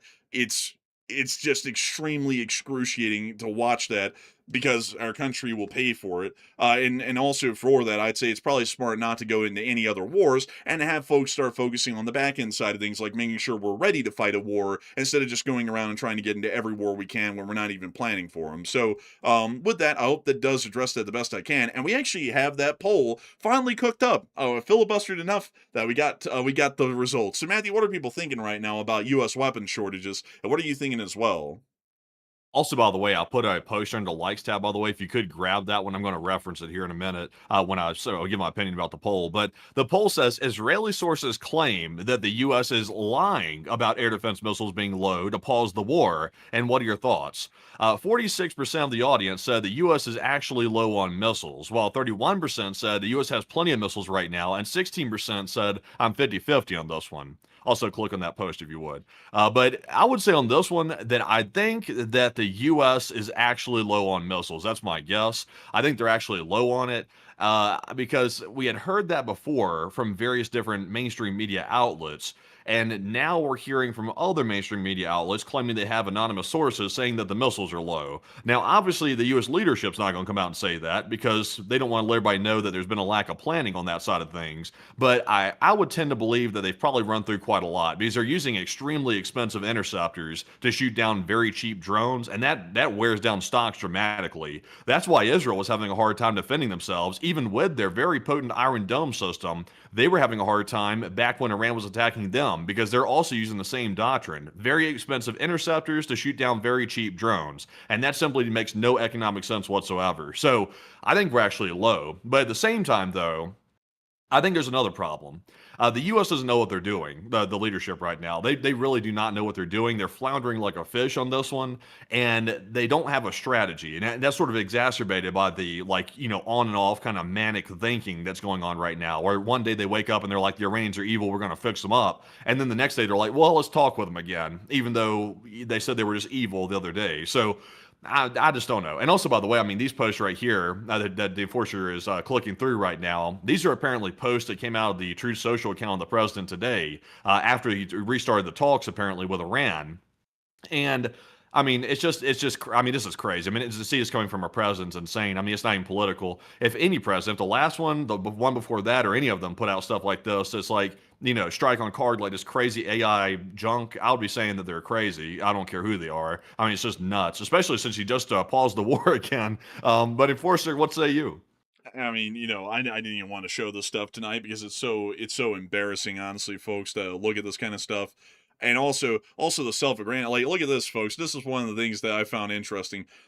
From the time that this screenshot was taken here, these two posts, this one was 44 minutes ago from the time of the screenshot. This one was 43 minutes ago. So this thing down here was the first iteration, and it's literally just him. Like, he's the damn Marines boarding the tankers and, like, taking them. It's like, I gotta say, folks, like, the quality, like, I don't even think this is political at this point. I think it's just kind of straight up. The qualities of this guy are so low down the drain. I mean, it's not like it's no contest. This is one of the main reasons why we're having problems right now. I mean, like it took him a minute to think, oh, it doesn't look good that I didn't put the soldiers in. I have to, do that token appreciation. So then you put the soldiers in an aircraft carrier in after the fact a minute later. Kind of gives you an idea where the mindset is. It's more about him first, everything else second. And, when you wake up every single day and the whole world revolves and exists just for you, you end up having, sporadic decision making where one day we're bombing them, the next day we're negotiating, the third day we're giving everything away, and then the fourth day we're back to bombing them, and nobody has a clue what's going on. This guy doesn't have a clue what's going on either. And this is also, mind you all, after we start announcing that we're willing to negotiate with them, we're then going to immediately sour any attempt at negotiations by then showing that we're seizing their ships, and then also still threatening to take Karg Island. It's like, what's the point? Like, what is the point of even going in negotiations if we're immediately going to do that once we announce it? Yeah, and also if you just go through like the social media page there, I mean, he's been posting this stuff like all day long. Like this type of like stuff right here has been posted all day, like this AI slop, like I don't really know how to describe it. Really, I know some people find it funny. They're like, "Oh, that's funny, that's hilarious." But I mean, it might be funny if we were winning the war, though. We're not winning the war. That's the problem. We're kind of like losing the war, and it seems like we're floundering. We really don't have a plan. So it's not too funny when we're on that end of the problem right now. So I just don't know. Like it's just a difficult one. It's just I don't even really know what to say about it. Really, I mean, it's just unbelievable to see that coming out of the presidential office. Yeah, it is. Like it's oh man, it's just impossible to deal with at this point. I'd have to tell you all though, folks, that this term, I don't even care what comes after this. This term couldn't round out any quicker if it could. Like it need like I'm hoping that we can just move on from this, and hopefully the country doesn't end up being absolutely devastated from whatever decisions are going to be coming over the next 2 years. Because it like somehow it just keeps getting worse, and every single time, I'm not going to lie, I'm wildly shocked and just absolutely enraged at what keeps going on. So I would be honest with you, folks. We're probably low on missiles, because the fact that this kind of stuff comes out, it's like asking someone like a question, and they're like, no, I'm not, and then they get really defensive about it, like they can take cargo on there. It's like I don't know if they can. It's like I think we may actually be low on munitions, and we also know the defense production here in the United States is wildly low. And recently, it was just 3 days ago, the U.S. started started to announce contract bids for PAC-2 missiles, and we haven't produced a PAC-2 missile in quite a long time. So it's showing that apparently we're willing to take lower quality missiles just to try and get any missiles at this point, which would give me an idea that we've definitely run quite low on them, or we might be running out. We also know that in the last administration, when they were giving Patriot missiles to Ukraine, they weren't really producing any Patriot missiles to keep a sustainment rate either. Neither did the current administration. So we'd have a pretty good reason to believe that all of the Patriots have been given away or expended to the point we might not have much of them left. That's my 2 cents on it. It's not looking too good. But outside of that, we were also able to hear some other details today on the situation. Allegedly, the Iranians claim that a ship ran up on a mine within the Strait of Hormuz. We have absolutely no proof for that at all. I think that's a BS story because there was no UK MTO report that came out to corroborate that. And if a ship hit a mine, there would definitely be a UK MTO report on that situation. We've also been able to see as well that within the area of the Houthi lands, the Saudis have still been going at the Houthis. The Houthis did end up claiming a kill today. They did end up shooting down a Bayraktar drone of the Saudi Army and Air Force, I believe. So we can see that in this clip right here.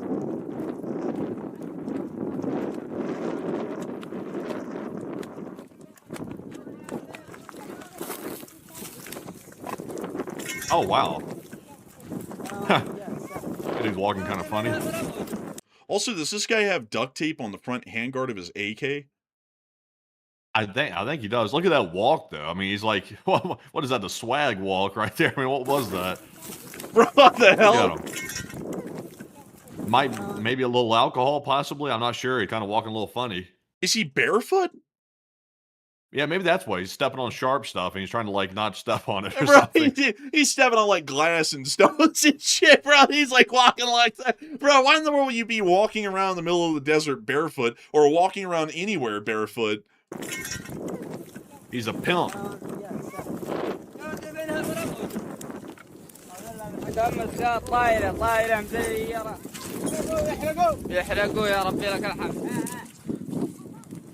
Who are these people again? These are the Houthis, and this is apparently a Saudi Bayraktar that was shot down by them. Interesting. The Houthis are a real character bunch, I would say. Yeah, I'd have to say they're quite something. He's a singing man, Kathleen. He's just flamboyant, Kathleen. So this guy's got sandals, actually. Well, I don't know. No, he's barefoot as well. Everybody here is barefoot. Somehow, some way, they're going to support the Islamic Revolution, inshallah, but they can't even find the money to buy some shoes. Make that one make sense. I don't really get that one a whole lot. This guy's also trying to balance on the wing, so now they're turning it into a playground. Holy moly, this guy's got an SVD? What? Oh, man, you know he doesn't know how to shoot worth a damn. Like, he could probably maybe hit something at 20 yards. That thing is a marksman rifle made, I think, to hit out to 800. He's definitely not doing that. I mean, he's holding the thing like a baseball bat.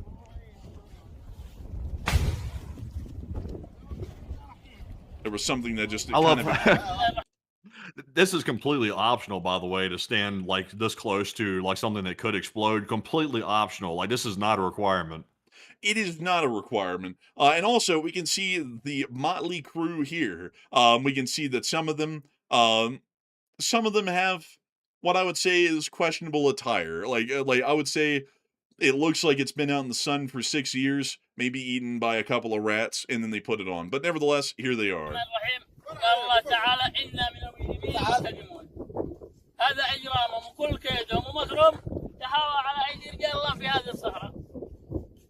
ونقول لهم بأنها لا تفيدهم طائراتهم لا المجنحة ولا الحربية ولا الاستطلاع كل شيء سيهوي بإذن الله تحت أقدام رجال الله في صحراء الجوف منطقة البركة والقادم هو الأعظم بإذن الله والسلام عليكم ورحمة الله وبركاته الله أكبر الموت الموت في إسرائيل اللعنة على اليهود النصر. Oh, bro, they had the tentacles in the back. Stuff. Saying some bad stuff right there at the end. You know, Saudi Arabia should be able to handle this problem, I would say. Allah snack about it. Man, it's like wait until Saudi Arabia comes down and teaches you. It's like they ain't playing. But man, those tentacles are something back there. I do not know what kind of gun that is on that tentacle. But they got them old classic Hiluxes out here, it seems. Yeah, honestly, those run forever. Allah snackbar! Moving us on from that clip, we also were able to see that the fire at Jazan is still burning as of today, according to the firm satellite, and we also were able to see the smoke plumes visible from space. We can see it right there. So quite a significant smoke plume, and it does show the facility has taken some considerable damage. In the meantime, we were able to hear that some ship insurance companies might stop their insurance for selling war cover for Saudi-linked cargoes and any ships that have Saudi touch points. That's because these vessels are considered now to be high risk, and because of that, they will not be insuring them against attacks. In the meantime, we were able to hear that the UK MTO did put out a report today that has been reported to the UK MTO that a tanker witnessed a splash from an unknown projectile in close proximity to the vessel. Reports confirm that the vessel and crew are safe, and environmental impact is unconfirmed at present. Vessels are advised to transit with caution and report any suspicious activity to the UK MTO, while authorities continue to investigate. So that is the situation that we're seeing right now in that area. Moving us on out of the Houthi lands, we've also been able to hear that apparently in the meantime as well, there's a large number of U.S. tankers that are airborne and still operating within the Middle East. Although the pen is mightier than the sword as of today, everyone. Remember, the story has now changed. We're no longer at war with Eurasia, we're now at war with East Asia. We've also been able to hear that within Kuwait, it appears that the Kuwaitis believe that they've been getting singled out, according to Khan News, because they haven't been willing to start back talks with the IRGC. So that's why the Iranians have been trying to hit all of the civilian infrastructure inside of the country. Additionally, we also were able to see that within Syria, apparently the Jelani regime, or al-Shara, as he's now called, apparently, he had a name change when he became the leader, kind of like the vice president. But beyond that, though, Syria is working towards a security arrangement with the Israelis involving several international partners. I'm sure that'll go quite well. I don't even think I need to explain that guy. I mean, we've talked about him a good bit here on the show, but, I think that's going to go extremely well. It's not like that guy is running any sort of a questionable show up in Syria right now. And I would have to say, the same goes for the folks down south. of them. But we also were able to hear that within Jerusalem, we were able to hear that today, according to some information, the Israeli Prime Minister Benjamin Netanyahu told ministers that the United States had presented demands for a broad Israeli withdrawal from Gaza, Syria, and Lebanon. According to remarks from a cabinet meeting, Netanyahu said he would oppose the demands and tell them no. And we all know that that'll be enough. So, moving us on out of that report, it's now time for us finally, folks, to move from the Middle East. I've had enough of this. I think all of y'all have had enough of it as well. It's time for us to move on and into brighter days, hopefully, up in the war in Ukraine, which is a bit of a refuge from all this sort of deal. Getting us back into Moscow really quickly to talk about some of the developments that we hadn't gotten to up here. We were able to hear that apparently the Russians are adding even more air defense towers to the air defense perimeter and are in the process of building 24 new ones right now. So the Russians have found out that the air defenses that they had, which numbered in the hundreds around the city, were not enough to defend the city. So the answer is clearly even more air defenses around the city of Moscow. We do not believe that they're going to be doing really anything to change the situation for the city air defense wise. We'll probably see the drones still make it through and are able to hit targets deep within the interior of the Moscow metropolitan area like we've normally seen. But it does seem that the Russians are deciding that there just needs to be more. So a couple of more frontline units in Ukraine are going to be missing all of their air defenses next week as they move them up into Moscow and just keep layering them. Man, before long, man, the whole of Western Russia is just going to be endless concentric rings leading to Moscow of air defense. Like, that's all it's going to be. Yeah, it's really silly too. Also, I think this indicates that Russia plans on striking Kyiv a lot more because the more Russia strikes Kyiv and the more severe the strikes get and the more civilians that get hurt, that's going to raise the odds that Ukraine might end up targeting central Moscow more heavily, more severely as a reciprocal strike. I think that indicates that Russia's planning on more of those civilian targeted strikes. I would say probably so. And speaking of that, we actually did get to see that today the Russian Federation did strike Kyiv a couple of more times, including Kharkiv as well. I didn't include the clips tonight, but the strikes, of course, were hitting civilian buildings as usual and appear to have resulted in some significant casualties, which will be giving us an understanding that the Ukrainians will conduct reciprocal attacks against the Russian Federation at some point here within the near future. Additionally, we've also been able to see in our location unknowns today the Russian casualty report, and holy moly, they've been doing good. Oh, they got 3 Bobcats today. Look at that right there. And I yelled out like I was having a coronary. I said, whoa. But wow, 3 Bobcats. That's a fantastic sight. But tell us more. And according to Miss Nisa, keeper of the records, there's a couple of corrections to make today to the casualty report. One is that it's not 1,865 drones lost, it's actually 1,450. 1 MLRS was lost. In total is 1,969, and 8 ground robotic complexes is tied for 11th, which is not shown. And over the course of the past 24 hours, we were able to see that 1,440 Russian soldiers were wounded and killed, along with 8 APCs, 453 supply trucks, 9 main battle tanks, 70 artillery pieces, 1,450 drones, 2 MLRSs, 1 cruise missile, and 3 Bobcat skid steers. All in all, a pretty good day and a nice thing to see. We'd love to see it. We love to see the Ukrainians getting a number over on the Russians. And moving us on and into our frontline news and the Ukrainian news at large, we were able to see that within the Seversk area, Ukrainian forces in the 10th Mountain Assault Brigade were continuing to hit the Russian Federation armed forces. Quite effectively, to say that. Oh, boy! Also, by the way, do you happen to have the post about the Russian home improvement systems they're putting around their houses now? Do you happen to have that one coming up? Oh, yes. What doubly? I had it on the map. I just moved on beyond it. So we'll go back and get that here, actually. Good, After this good, clip. because I was really very impressed with the Russian ingenuity. So, speaking of which, folks, because of these endless Ukrainian drone attacks against Russia, which generally have never really hit civilian targets rather than that one that hit a gas station near Belgorod from the Strix unit, which is still being investigated by the Ukrainian government, we were able to see that the Russian civilians are at least thinking that they might come under attack, and we've now seen that they have developed drone nets for the home. I love this, really. It's like a big mosquito net, but the mosquitoes are very large, very loud, and very explosive, these mosquitoes. Really, that's insane, by the way. I wonder how much some system like this would cost. Oh, let's see here. It said, wait a minute. It said, if anyone needs a contact for private house protection, send me a DM. So you're telling me if you want, like, I would assume this thing costs some serious money because I mean that's a huge that's a huge structure building around an entire house. I mean, you just send somebody a DM like, hey, hook me up with that like house cage, yo. Man, it's like, hey man, I just like a cage around my whole house, please. And man, no house in Russia looks like that. I mean, like this is Hell like no, that's an American house. That's like a Florida house. let's go take a look at a house in Russia. Oh wow, actually there might be a house like that, man. It's the first house I've ever seen like this. What else is on the street? Oh, this is actually actually it's not that great. Let's see, let's go further down the street. Okay, yeah, it was only that one house that was kind of all right. Yeah, no house looks like that in Russia. There's not a single one. That's like Man. a Miami house, man. It's like basically paying to put yourself on house arrest, basically. It's like when you go outside into your backyard, it's like going out to the prison yard. It's like, oh, it's yard time. It's time to go out back and politic with the folks in the prison.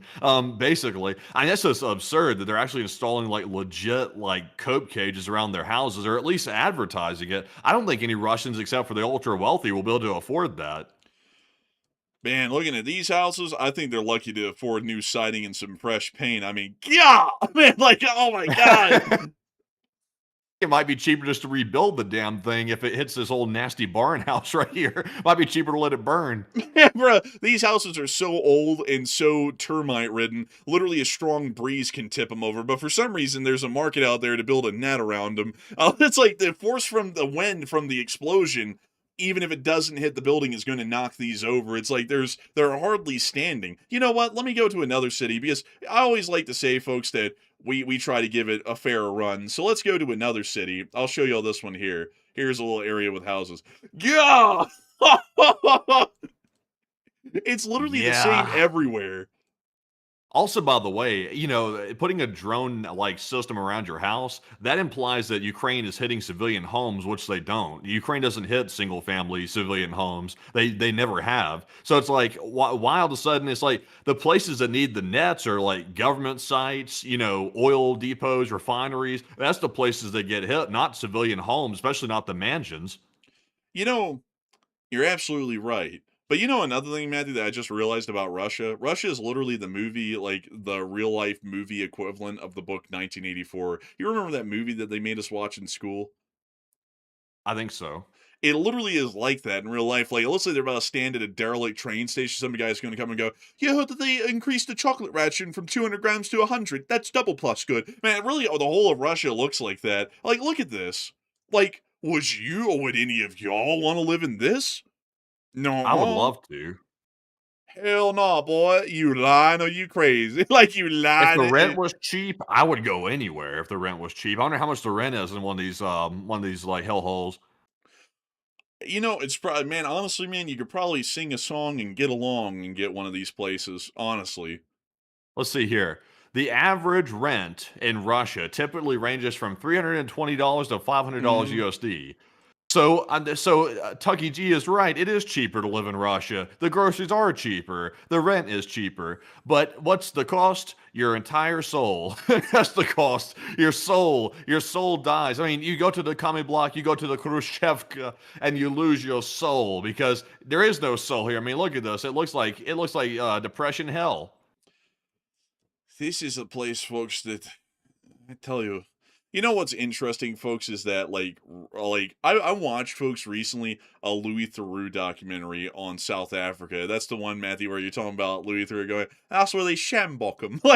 That's like I watched that. And I'm not gonna lie, folks. Johannesburg, South Africa, like in the roughest parts, looks like the average part of Russia. And that's kind of sad when you think about it. Like that's really sad. Like the slums of Johannesburg, South Africa or about as good as the middle class areas of Russia. That makes you really wonder what the low class areas of Russia look like, like the lowest of the low, like where it's Yeah. absolutely crime ridden. Because I don't know where those places are off the top of my head, folks. We just keep dropping Mhm. down at random towns and they're atrocious looking. Yeah, also, by the way, it's for everybody asking to be in all seriousness here, by the way, the average Russian gross monthly salary before taxes is about $1,000 USD. That's the average monthly salary for the average Russian. So if you're paying about $320 to $500 USD, in there, like when you translate the rubles to USD, you're paying about 30 to 50% of your monthly income just for rent, and that's before taxes get taken out. Now, granted, Russia taxes on a flat 13% income tax rate, which, by the way, is very unfair because if you're making lower income, you're getting screwed, while the people making high incomes are getting a bit of a tax break, to say the least. But it's really not good. I mean, if you're making the Russian salary and paying Russian rents, it is way worse than what the rents cost here in America. Man, honestly. But I see some people go, "How dare you say this about Russia?" Wait, like, why am I supposed to go, "Oh, this is fine"? Like, the reason why they live like this is because their leadership exploits the entire nation and the economy for their own personal gain, so everybody's stuck living in a hovel. Like, I don't really think that's something to go, "Oh, it looks fine here." It's like, what am I gonna do? Go to North Korea now and go to a mud hut there and go, "Oh yeah, this looks fine." I mean, honestly, Kim Jong Un's running this place well. I don't want to say anything about him because of my position of privilege. It's like, yeah, I got a position of privilege. I got a position of privilege of living in a country that isn't run by an autocratic dictatorship that Oh, runs the yeah. whole country in the ground. That's kind of the difference here. Also, I see here in the chat, people are saying, well, it's the same in America. We're paying like 50% of our gross monthly income on rent. I mean, you shouldn't be. I mean, I think I know that the rents are insanely high these days. I'm not ignorant to that because obviously I rent myself, so I'm aware of like what they cost. But if your rent is 50% of your gross monthly income, I think you're like getting a place that's way too expensive for the income you're making. You got to get a place that costs lower than that. You can't go balling out like if you don't have the income for it. You can't go do that. That's not smart financially speaking. So I mean, me personally, I try to keep the rent around 30%. Like I try to. I still not able to achieve that personally, but it's not 50% either. But it is rising. Thankfully, Salt Lake City's kind of stable, so I don't have to worry too much about it. But you know what? I see people saying it's similar in some places in America. And yeah, that's true. That's true. But if I drop down in a random place, because I'm picking random ones in Russia, I'm not going to like pre-designated places where I'm like, it's bad. I don't know where the good places or the bad places are. I just keep dropping down in towns. If we do this in America, 9 times out of 10, the place is going to look a lot better. Case in point, here. Let's just go here. And we'll drop down in a random street here and take a look. That's qualitatively better. Like nobody can say that this is worse or equivalent. Like this is qualitatively better. This is just a random town in Nebraska. So let's go pick another one. Say down here in Oklahoma, we'll pick Muskogee. Never looked at Muskogee before in my life. Let's take a look at it. Drop down on a random street. Looks way better than Russia. Like, way better than Russia by far. Like, this isn't even the greatest town I've ever seen. This isn't the perfect town. Way better. I saw someone say Appalachia. You know what? We'll pick a town in West Virginia because that's the poorest state in the country next to Mississippi. We'll pick Summersville. Let's just go here and see what this looks like around the houses. Actually, they don't let you near the houses. So, where's a place that would be close to it? Like, right here. Right here. Here's some houses. This is still better than Russia. I mean, like, there's This is way better than I thought it was going to be. In fact, this is I think this is better looking than backwoods Mississippi actually. yeah, honestly, man, honestly, that's kind of shocking. Like, I was like, dude, I dropped down and I had to take a second to just stay in silence. I was like, okay, I actually didn't expect this. I thought I was gonna be like, okay, well, this is kind of getting there, and even this isn't there. I mean, like, look, there's no trash and shit. People are growing flowers and like keeping up nice little gardens. If I do this random drop in Russia, like, I'm gonna go do a random drop in there, like, and some people say it's in the rural areas. Well, I'm going to the rural areas. There's nothing there. But let me drop down again. We'll go to Volsk, right here. Random town, never looked at it before. I'll drop down on a street. Boom. The roads aren't even paved. There's giant potholes in them. There's just like random piles of debris on the sides of the road. Cars being repaired in the middle of the street. I mean, this stuff looks like West Kensington, Philly. And the whole of Russia looks like this. Like it's not something that's even comparable. Like, that's my thing. Like, and it's not something where we're just like, oh, look at them, they're poor. They're poor because they live in a country where most of these people support the government, and the government takes them out to the cleaners and just sucks them dry basically of their money every single day by Yeah. exploiting them all. It's like that's the reason why they all live like this, and they're proud of it too. Show them Shibuya, Mississippi. Show them that. This is where we used to go Oh, as man. kids, by the way, to visit family members. We'd go out to a place called Shibuya, which I'm sure many people haven't even heard of it. It's out in the middle of nowhere in Mississippi. Let's see. Well, where Yeah, the you might just hell? want to type it in. Oh no, I found it. I know where it be. I know where it be, boy. Let's see here. Where should we go? What street? This one? Just anywhere. Hell, this doesn't look Honestly, that man, bad. Shibuya's looking Honestly. nice as hell compared to Russia. It's looking nice as hell. Oh man, this is like rural Mississippi right here. And I mean, even their downtown, I mean, everything's pretty much boarded up downtown for the most part. But I mean, this is where we used to go to visit our family members and stuff. Like if you go drive way out in the boondocks too, that's where the house was we used to go to. Right there is also a well, by the way, it has artesian water coming out of it. Used to go there when we were younger, right there, that exact spot. Right there. There's also a playground over there by the railroad tracks that people would wander up and down, doing all who knows what the hell they were doing over there. But it's an interesting place. Honestly, it looks way nicer than Russia. I'll say that. Yeah, I'll tell you that. And that's and also, folks, the other thing I pointed out is that a lot of people in America always like to go, oh well, Russia's just as fine, if not better, and everything's so much cheaper there. It's like, yeah, it's cheaper. Like they're living in what would be considered unlivable conditions in America. Hell, you know what? You know what? I'll do this, folks. I'm going to drop a nuke on this. We're going to go to Gary, Indiana, and we're going to go look around there. And this is going to get as bad as the places we see in Russia, but this is considered in America one of the worst places in the country right now, like hands down. So let's go here and let's just drop down on a random street. And finally, we get to something that kind of looks like Russia, and even still, it's like neck and neck, or this might even eke out a little bit better than Russia does. Like the abandoned Yeah. buildings and everything. I mean, it seems to me generally like it's very close to Russia, or just neck and neck with it, or even a little bit better. I don't understand. I don't understand because they have like really good deals on property in places like this where they sell like a property for $1. It's like, I mean, why don't the people that are complaining about like the housing prices just go buy it for $1? Do you Honestly, know the that's catch? yeah. Like, I get the catch. What's the catch? You gonna get lit up by the local gang, huh? No, Like, that's oh, not the catch. They're trying to get you in there so that way you have to pay the property taxes on it. You buy it for $1, and then you end up paying way more than that in property taxes when it comes around for it. They're trying to get revenue. honestly, man, that is actually the catch. That's a good point right there. I also see a lot of people now throwing in the worst place in America. But here's the thing, folks. Like, here's the thing. We're trying to cherry pick the worst places in America to compare them to the average place in Russia. I just went and cherry picked the worst place that I could think of off the top of my head here in America to compare it to Russia. We're having to cherry pick the worst parts of America, which the whole of the United States doesn't look like the worst parts, to compare it to what Russia looks like as a norm. Like everywhere you can go in Russia. You know what? Here's a great example. We're going to go outside of a big city. We won't go to Moscow. We'll go to something a little bit more average, like Veliki Novgorod. We'll go here and we'll drop down in a neighborhood out here. Damn, they don't even let you out there. Man, they said, nah, I ain't going up there. Bro, the Google guy won't even drive down it. Let's see here. Well, then, damn. Any houses over here on this side? Let's see here. Okay, this place looks like an absolute shithole even from here. So we'll just drop down here. There's no comparison. I mean, like, there's literally no comparison to America, even here, even in this spot. This is a fairly large city. This is the seat of an entire oblast in Russia. This is like the state capital of this region in Russia, and this looks like hell. Like, this is normal, just randomly selected Russia, and we're having to compare that to cherry picking the worst spots in America. Like, if I dropped y'all down in, say, a normal American city or a normal American suburb, like Dallas, say, like, if I drop y'all out here, that's what an average American city looks like.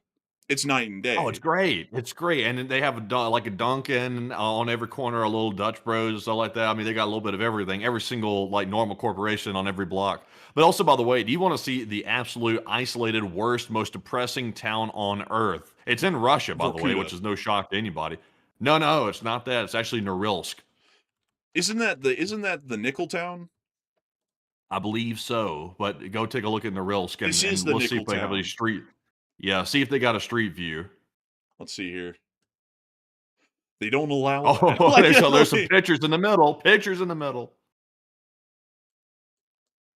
the Oh, they have a Bible. train museum. The Bro. son of a bitch. The son Bro, of I a didn't even know bitch. that'd be there. I swear. All right, let's drop it down here in the middle of Norilsk. Oh, this is an aerial. Oh, this is. Oh, oh, Oh, oh, oh. oh, oh my goodness. Oh man. Also, by the way, I think this is in Siberia, I'm pretty sure. So Yes. you're extremely isolated because it's in Siberia. It looks like hell. This looks worse than North Korea, actually. Oh my god, dude. Every building, look at them. They're like literally like falling apart nearly, like from the looks of it. Like, gee, oh my god, bro, this one's growing over with black mold. Bro, there's mold on the outer Oh, walls.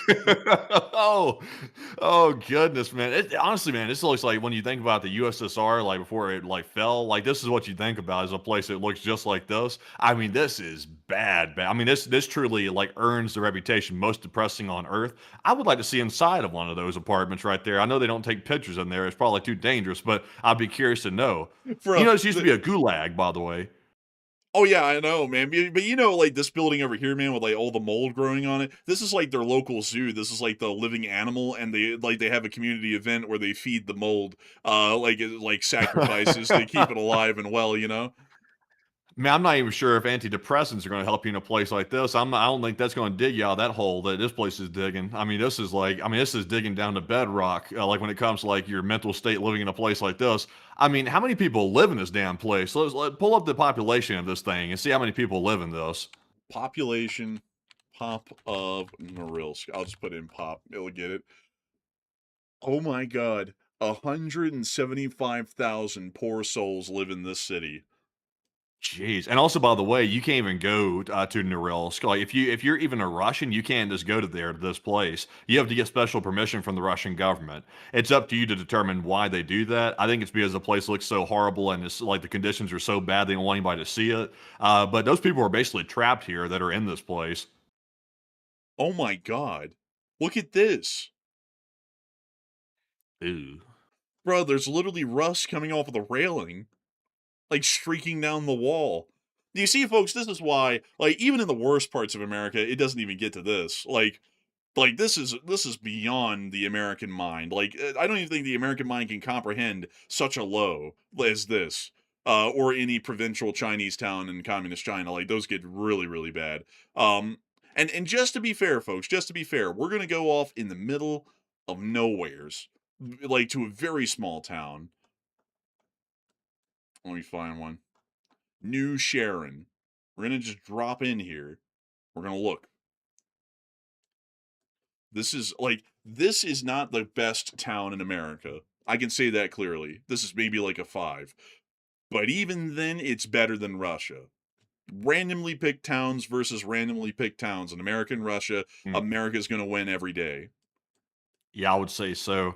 Also, by the way, if you thought Norilsk was bad, that like really depressing USSR town we just looked at in Siberia, for 7 months out of the year in Norilsk, the sun doesn't even come up. It never even turns daylight. It's dark 24 hours of the day for 7 months out of the year. So, I mean, if you thought the place was bad, I guess on the bright side, no pun intended. I guess you can't see how shitty it looks if it's dark like for 24 hours a day. So it sort of blinds you to the how bad it is, but. Also, the pollution there is awful. Like the levels of pollution in Norilsk is like astronomically bad. Like it's unbelievable. Man, it's just pitch black dark. You don't hear the mold monster getting ready to nab you. Like you're just sitting there sleeping in bed. You feel something like rest over you like an arm. You go, baby, what do you want? And then you turn over, you just see the mold monster. You go, I bleed. And then like crash you out the bed, and, like absorbs you into the mold. Man, I'm telling you. Oh man, someone said we're too picky. I don't think we are. I think that's like saying, man, that's like going to North Korea and being like, oh my god, this looks like hell, and then be like, oh, you're just so picky. Like, man, that's a total, I tell you. But anyways, moving on from that and back into the front lines, we were also able to see that in the Konstantinivka area, the Ukrainians were also striking Russian forces with the 147th Artillery Brigade. Little HIMARS here, HIMARS there, cooking them up good.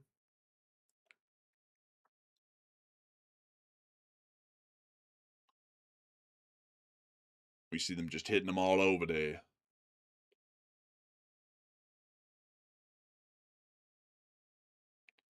We see the Russians moving around the trees, and the artillery brigade ain't going to let them get away either.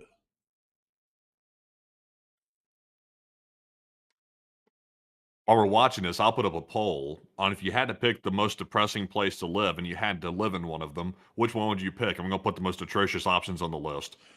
Put them on the list. Put them on that list. On it now. Moving us on down the line and past the Pokrovsk front, we also were able to see the 110th targeting and hitting Russian forces in the Wheelapal area.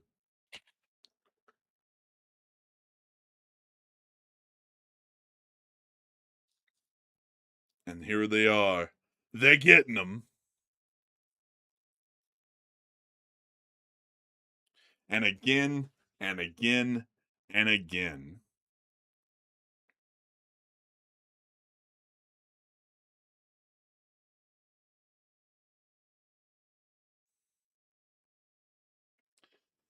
Yeah, I tell you, these drone interceptions, they inspire a great deal of confidence in me that the Ukrainians are doing well. They come in and hit them in the same way every time. It's textbook, literally every single time.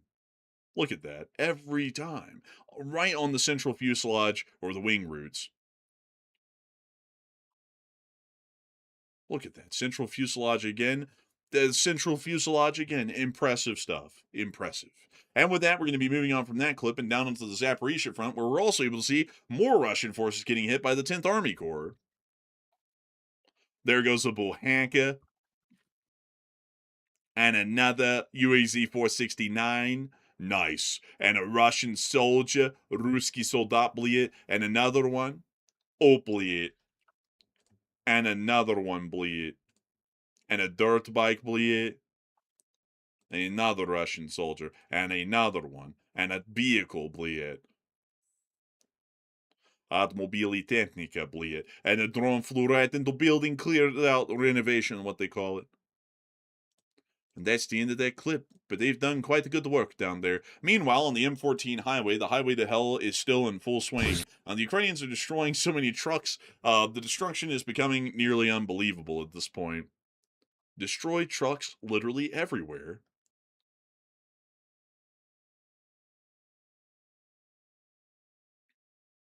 Destroy bridges. More destroyed trucks, but yet trucks still freshly burning.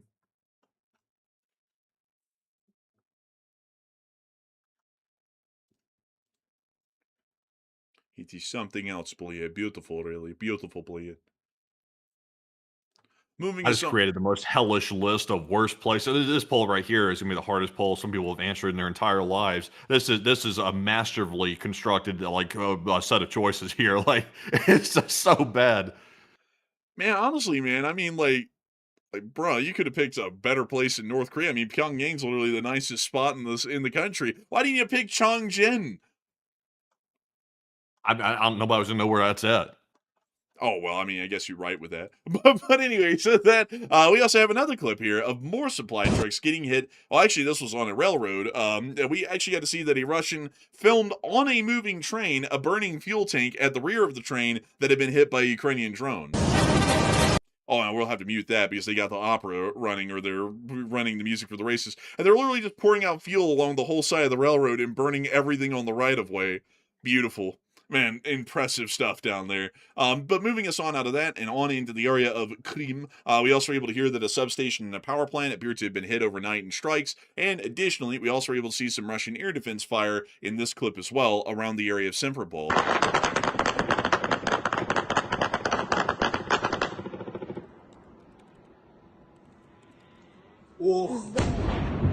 Oh, yeah. Это видела? Прикинь, как я вовремя снял. Блять, а что это? Moving us on from that clip and on into the next one, we also were able to see in the area of Odessa that the Russians did unfortunately hit a merchant vessel and it actually sank today. I'll have to mute that music there. Man, that music was like quiet. Having a rave in the background while you're watching a ship sink like the Titanic out here. Except you don't have any Susie and Jack out here on this one. Man, something or whatever else. Their name was. It wasn't Susie. It was something Jack else. And It was a Jack and somebody. Jack and whoever. You know the thing. Oh, Jack, you gotta understand, Jack and Jill.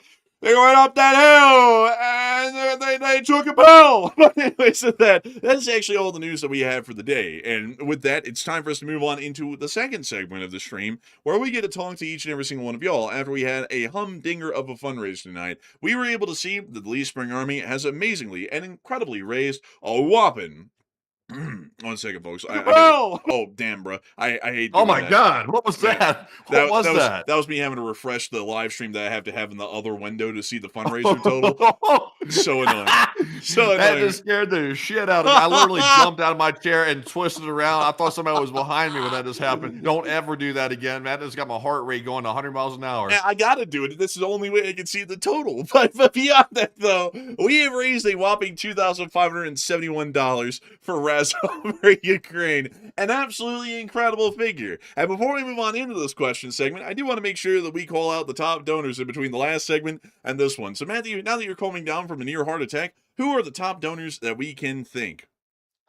All right. So far we have Blind Man, who put in a $100 donation to the fundraiser, as well as Kevin Kosis, who put in a $50, and Jeff Long, who put in a $50 as well. And a huge shout out to all three of y'all for that generosity, and everybody who's donated once again tonight. We are now at $2,500 raised, which is fantastic to see for Razom for Ukraine. But Enforcer, what say you? And I gotta say, humongous shout out to everybody who supported the fundraiser in between the last segment and this one, and all of the people who supported the fundraiser throughout the course of the night. Y'all are absolutely incredible and amazing folks with hearts of gold, helping out the folks in Ukraine and the folks that we cover the news on each and every day, and we're significantly appreciative of that because it is truly making a difference. And so a big thanks to everyone who supported the fundraiser once again. And with that in mind, folks, it is time for us to move on and into the questions. But before we do, it appears that this poll has formulated its results. Matthew, please tell us, what are the results?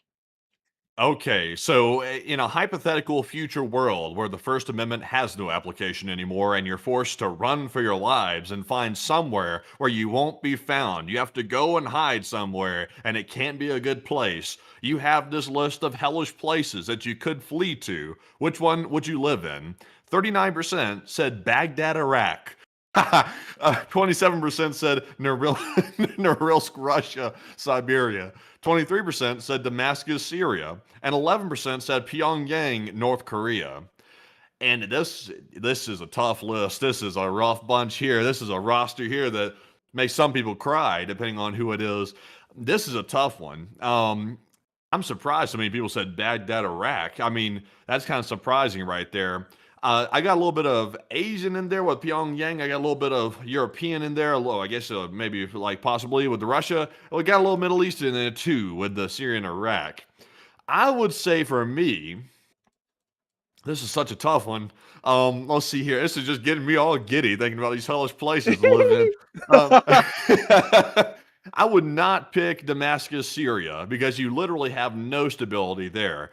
One day you might wake up and things might be going somewhat okay, and you have a former Al-Qaeda leader in charge, which is about as good as it gets inside of Syria. And the next day you might wake up and the whole place is on fire and there's people out with pitchforks in the street trying to stab everybody.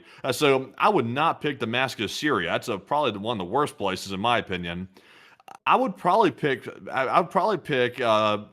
Honestly, I'd pick Baghdad, Iraq. I would have to pick Baghdad, Iraq, actually. I was about to say Pyongyang, North Korea, but I would be shish kebab for sure if I went to Pyongyang, North Korea. I would be cooked if I went there. I've made too many Twinkie jokes about Kim Jong-un. I think they would have me.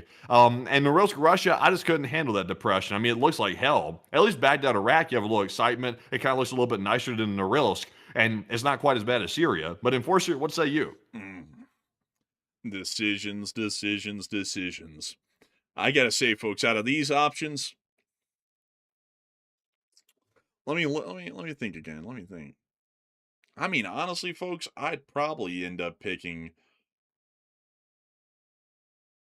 Yeah, I'll probably end up picking Baghdad as well, because in Damascus, you might get tied up and dragged behind a pickup truck any day now. So it's like, I wouldn't really want to go there. You just never know when that's coming around. Pyongyang, I would be executed on the spot, or I would get put in the labor camp immediately, so I can't go there. Norilsk, Russia, me and Matthew would both have an unfortunate falling out of a window moment if we ever went to Russia at all, much less Norilsk.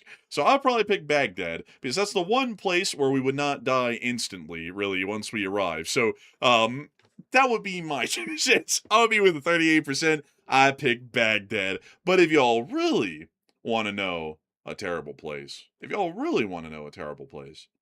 me to show y'all something here. Have any of y'all ever looked at the UK before? I'm just playing, by the Oh, way. Like, man. oh, man. Man, the UK's most deprived place. They call it deprived inside of UK. Brand new term. Deprived is what they call it. They say Jaywick is apparently the worst. Jaywick. Let's take a look at it. Jaywick. Clacton on Sea. Oh, like, oh, this is gonna be something. So let's take a look.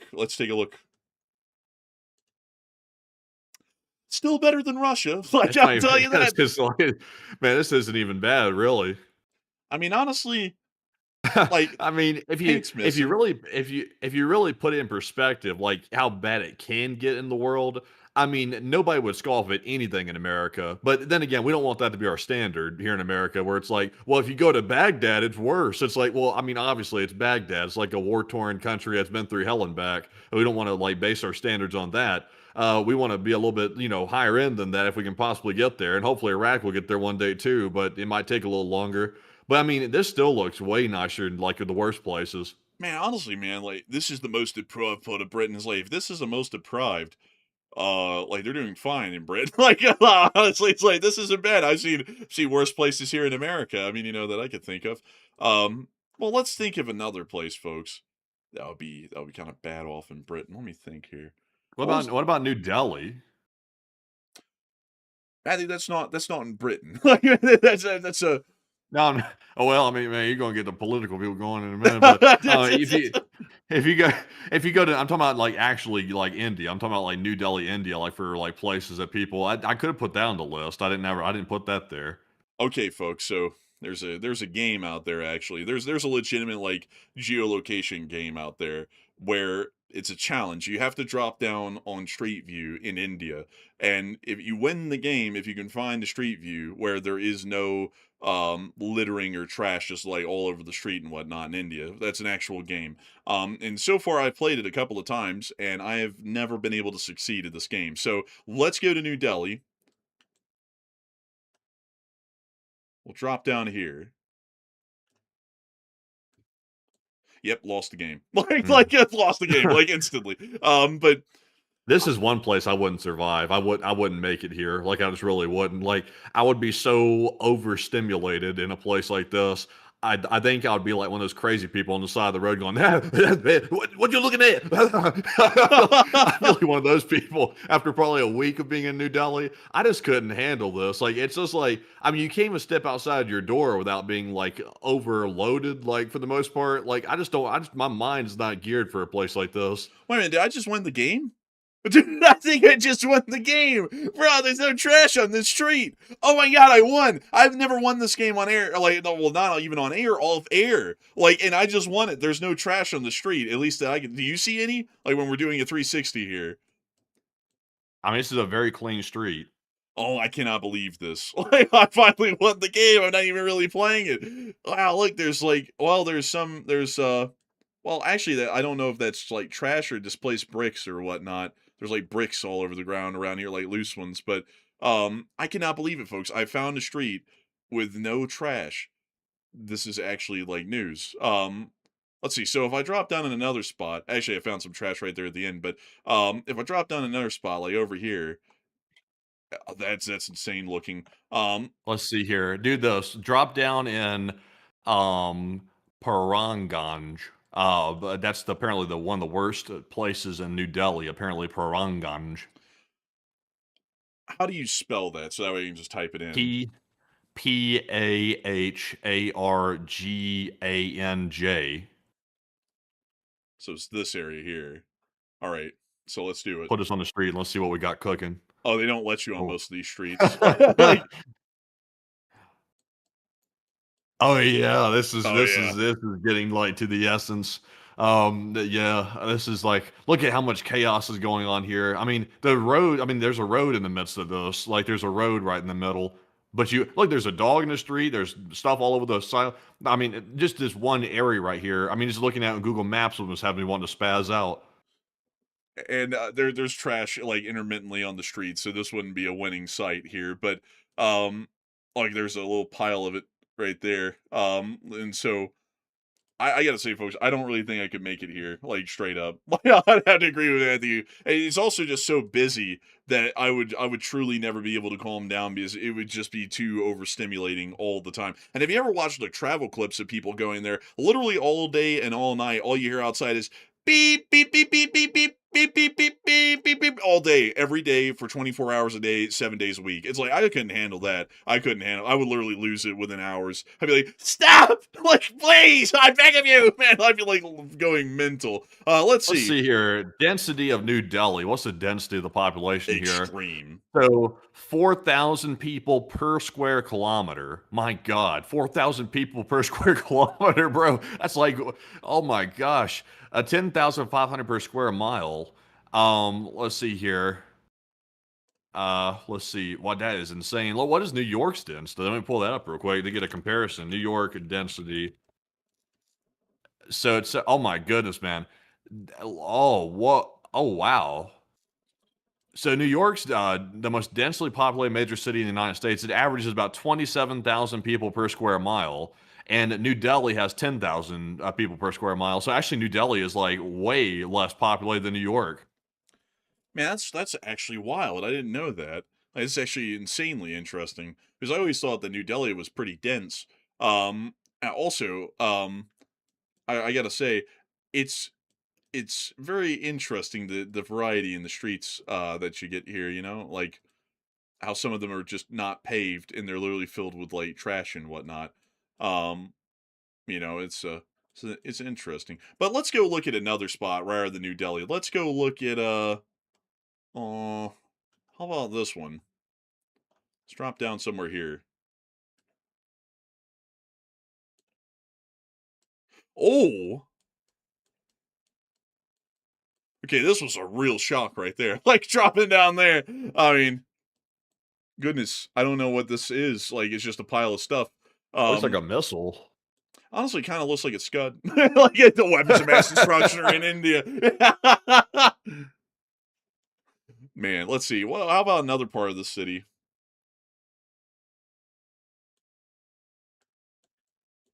Oh, lost the game. Trash. Like just debris, bricks and whatnot. Um, let's see. What's down the street this way? Let's see here. Let's see. How about up here on this part of the city? Just interested. Oh, this is actually like a nicer part, I would suppose. Yeah, the fact that they have like greenery on the street is it's a pretty good sign. It's a higher end area. I would say so. Like I would say so. Is that trash? There's trash. Well, I lost. Like I lost. I saw it out of the corner of my eye. I was like, maybe did I win again? I was like, no, no. There was a little bit of trash. So, but very interesting. Let's look at New York City as a comparison, considering that's far more dense population wise. Let's drop down. Where in the world would the people even? Because they're not living in Manhattan. They're gonna live in like Brooklyn and whatnot. So let's drop down in Brooklyn.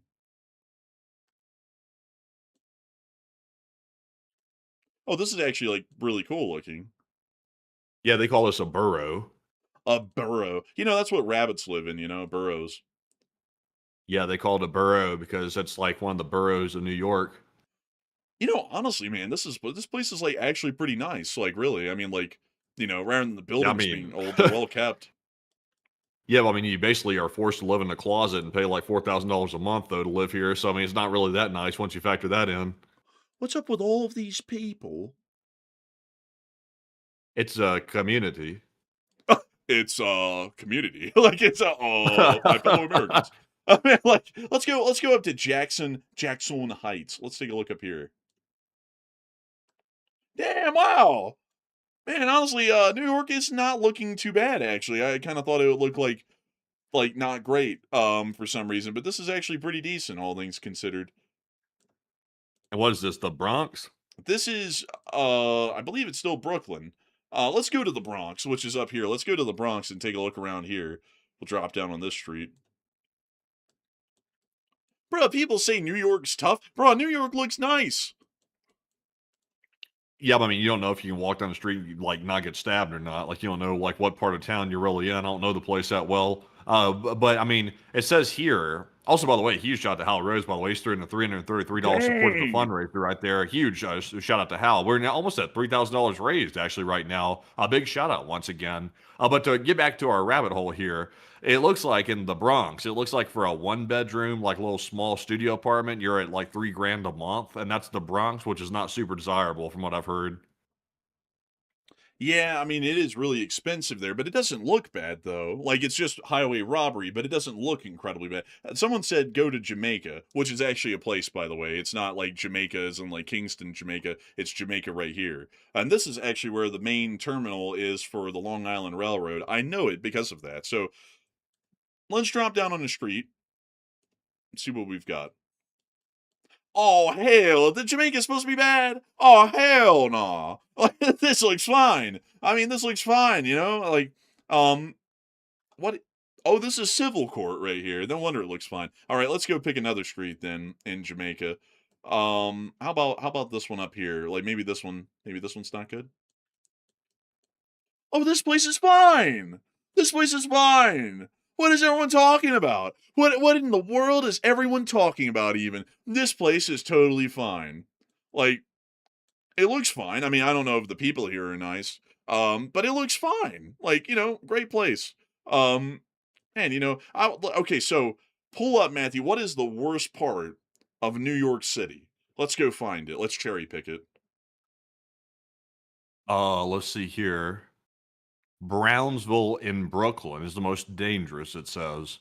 Brownsville in It has the highest violent crime and shooting rates in the city.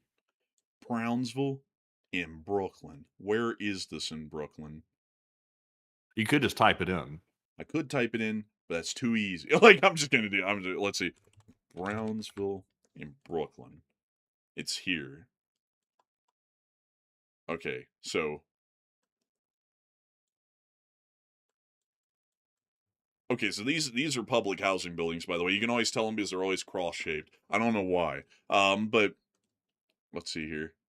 Honestly, man, I mean, even this doesn't look that bad. I mean, like, it's not the greatest thing I've ever seen. Yeah, but I mean, I don't think you'd be safe here at all. I don't think. No. I think you'd be very unsafe. I have a feeling. Oh, there's trash. Okay, so this would be a loss. Bro, is that private security right there in that Charger? Is that what that is? Oh, That's just a Charger. Never mind. It's just a regular car. My bad.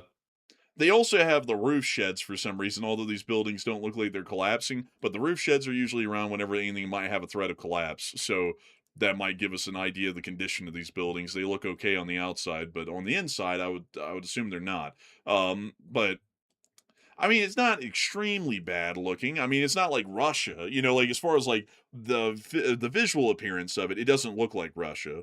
That's really what I'm looking for. What's the crime rate in Brownsville, New York? You notice you don't see anybody on the street. Like, do you notice that? I mean, if we did this in Salt Lake, though, would we see anyone on the street here? Yeah, I mean, there was not a soul out in the street. It might be because they know better. But let's see here. It says Brownsville has one of the highest serious crime and gun rates in New York City. The serious crime rate sits at roughly 17.9 crimes per 1,000 residents. The local precinct logs shooting rates multiple times higher than the overall city average. Let's see here. It has low life expectancy. Let's see here. So it sounds pretty bad. So yeah, I don't think it's a good place. I mean, it does. It's definitely not. Like, the stats are saying it's not good. It's not good, but it doesn't look bad. Like, that's what I'm saying. Like, looks wise, outside everything else. Like, if this is the worst part, it still doesn't look that bad. And people are gonna say, "Man, these are like the rough streets." It's like, hell, this is like nothing compared to like Nizhnekamsk in Russia. Like, Russia, it looks like hell, and it is also hell. Like, the mafia runs the streets and everything out there. But here, it is hell, but it doesn't look like it.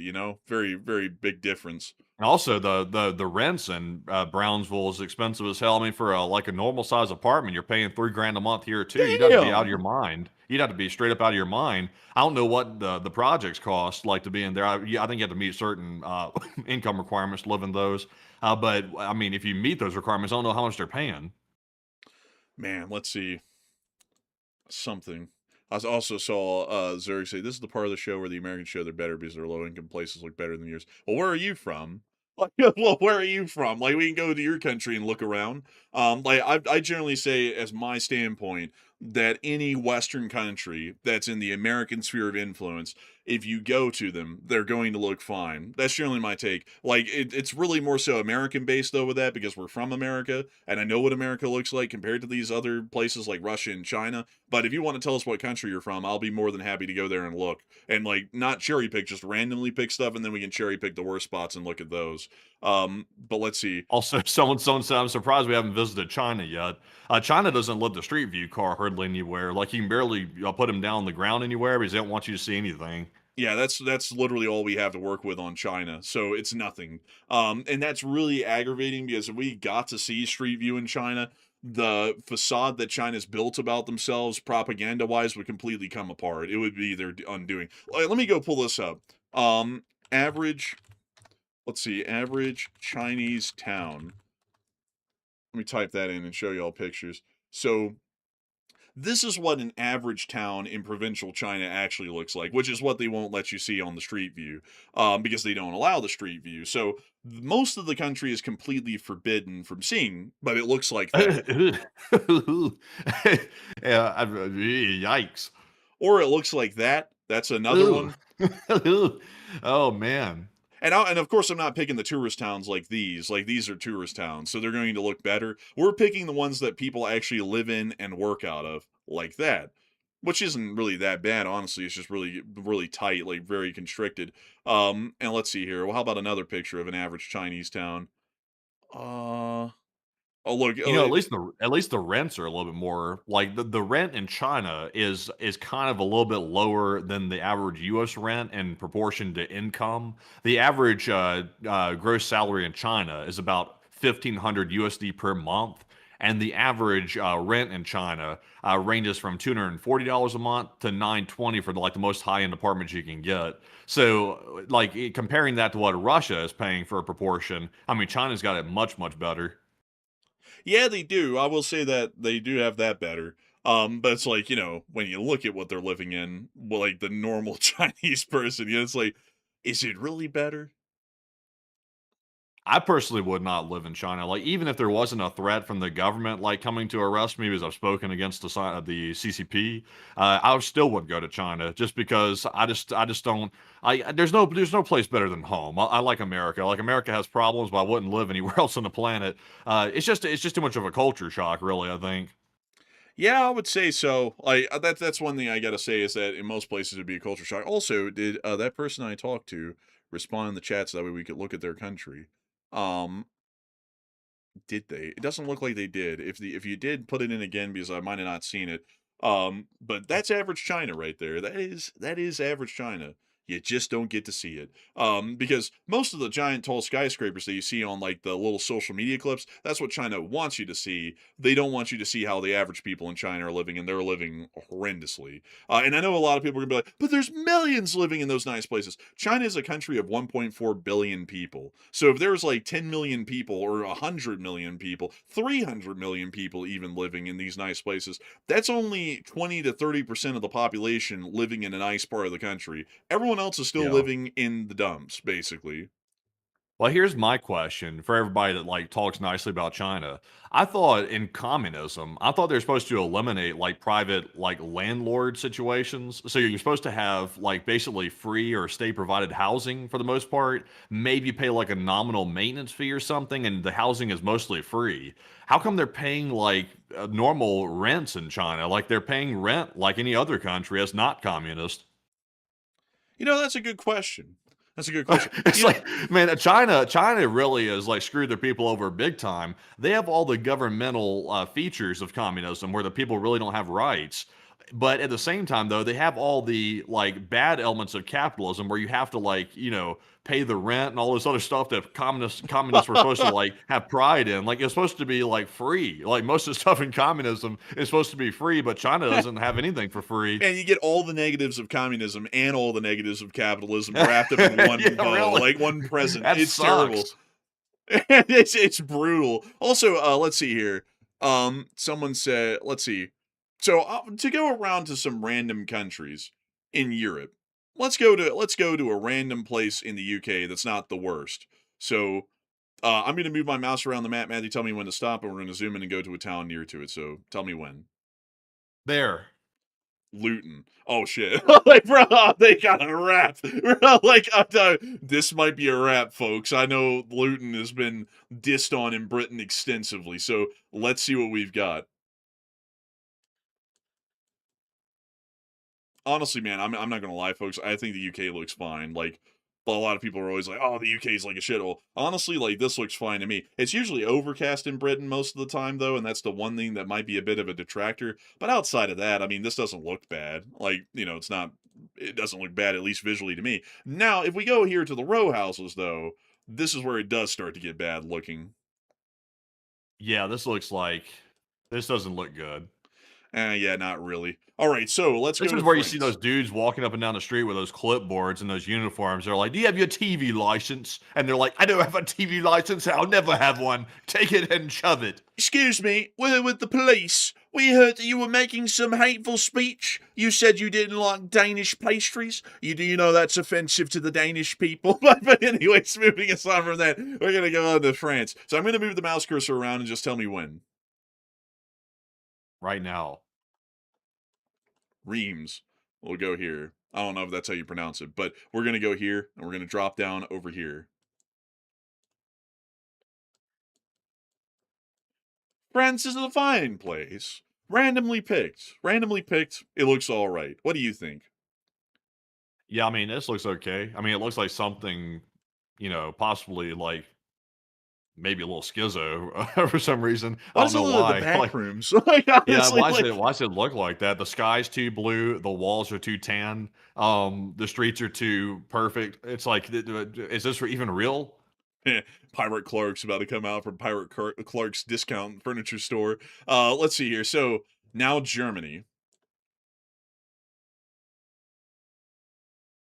Take your pick. Oh, I'm supposed to pick? Yes, you're supposed to tell me when. Oh, yeah, right now.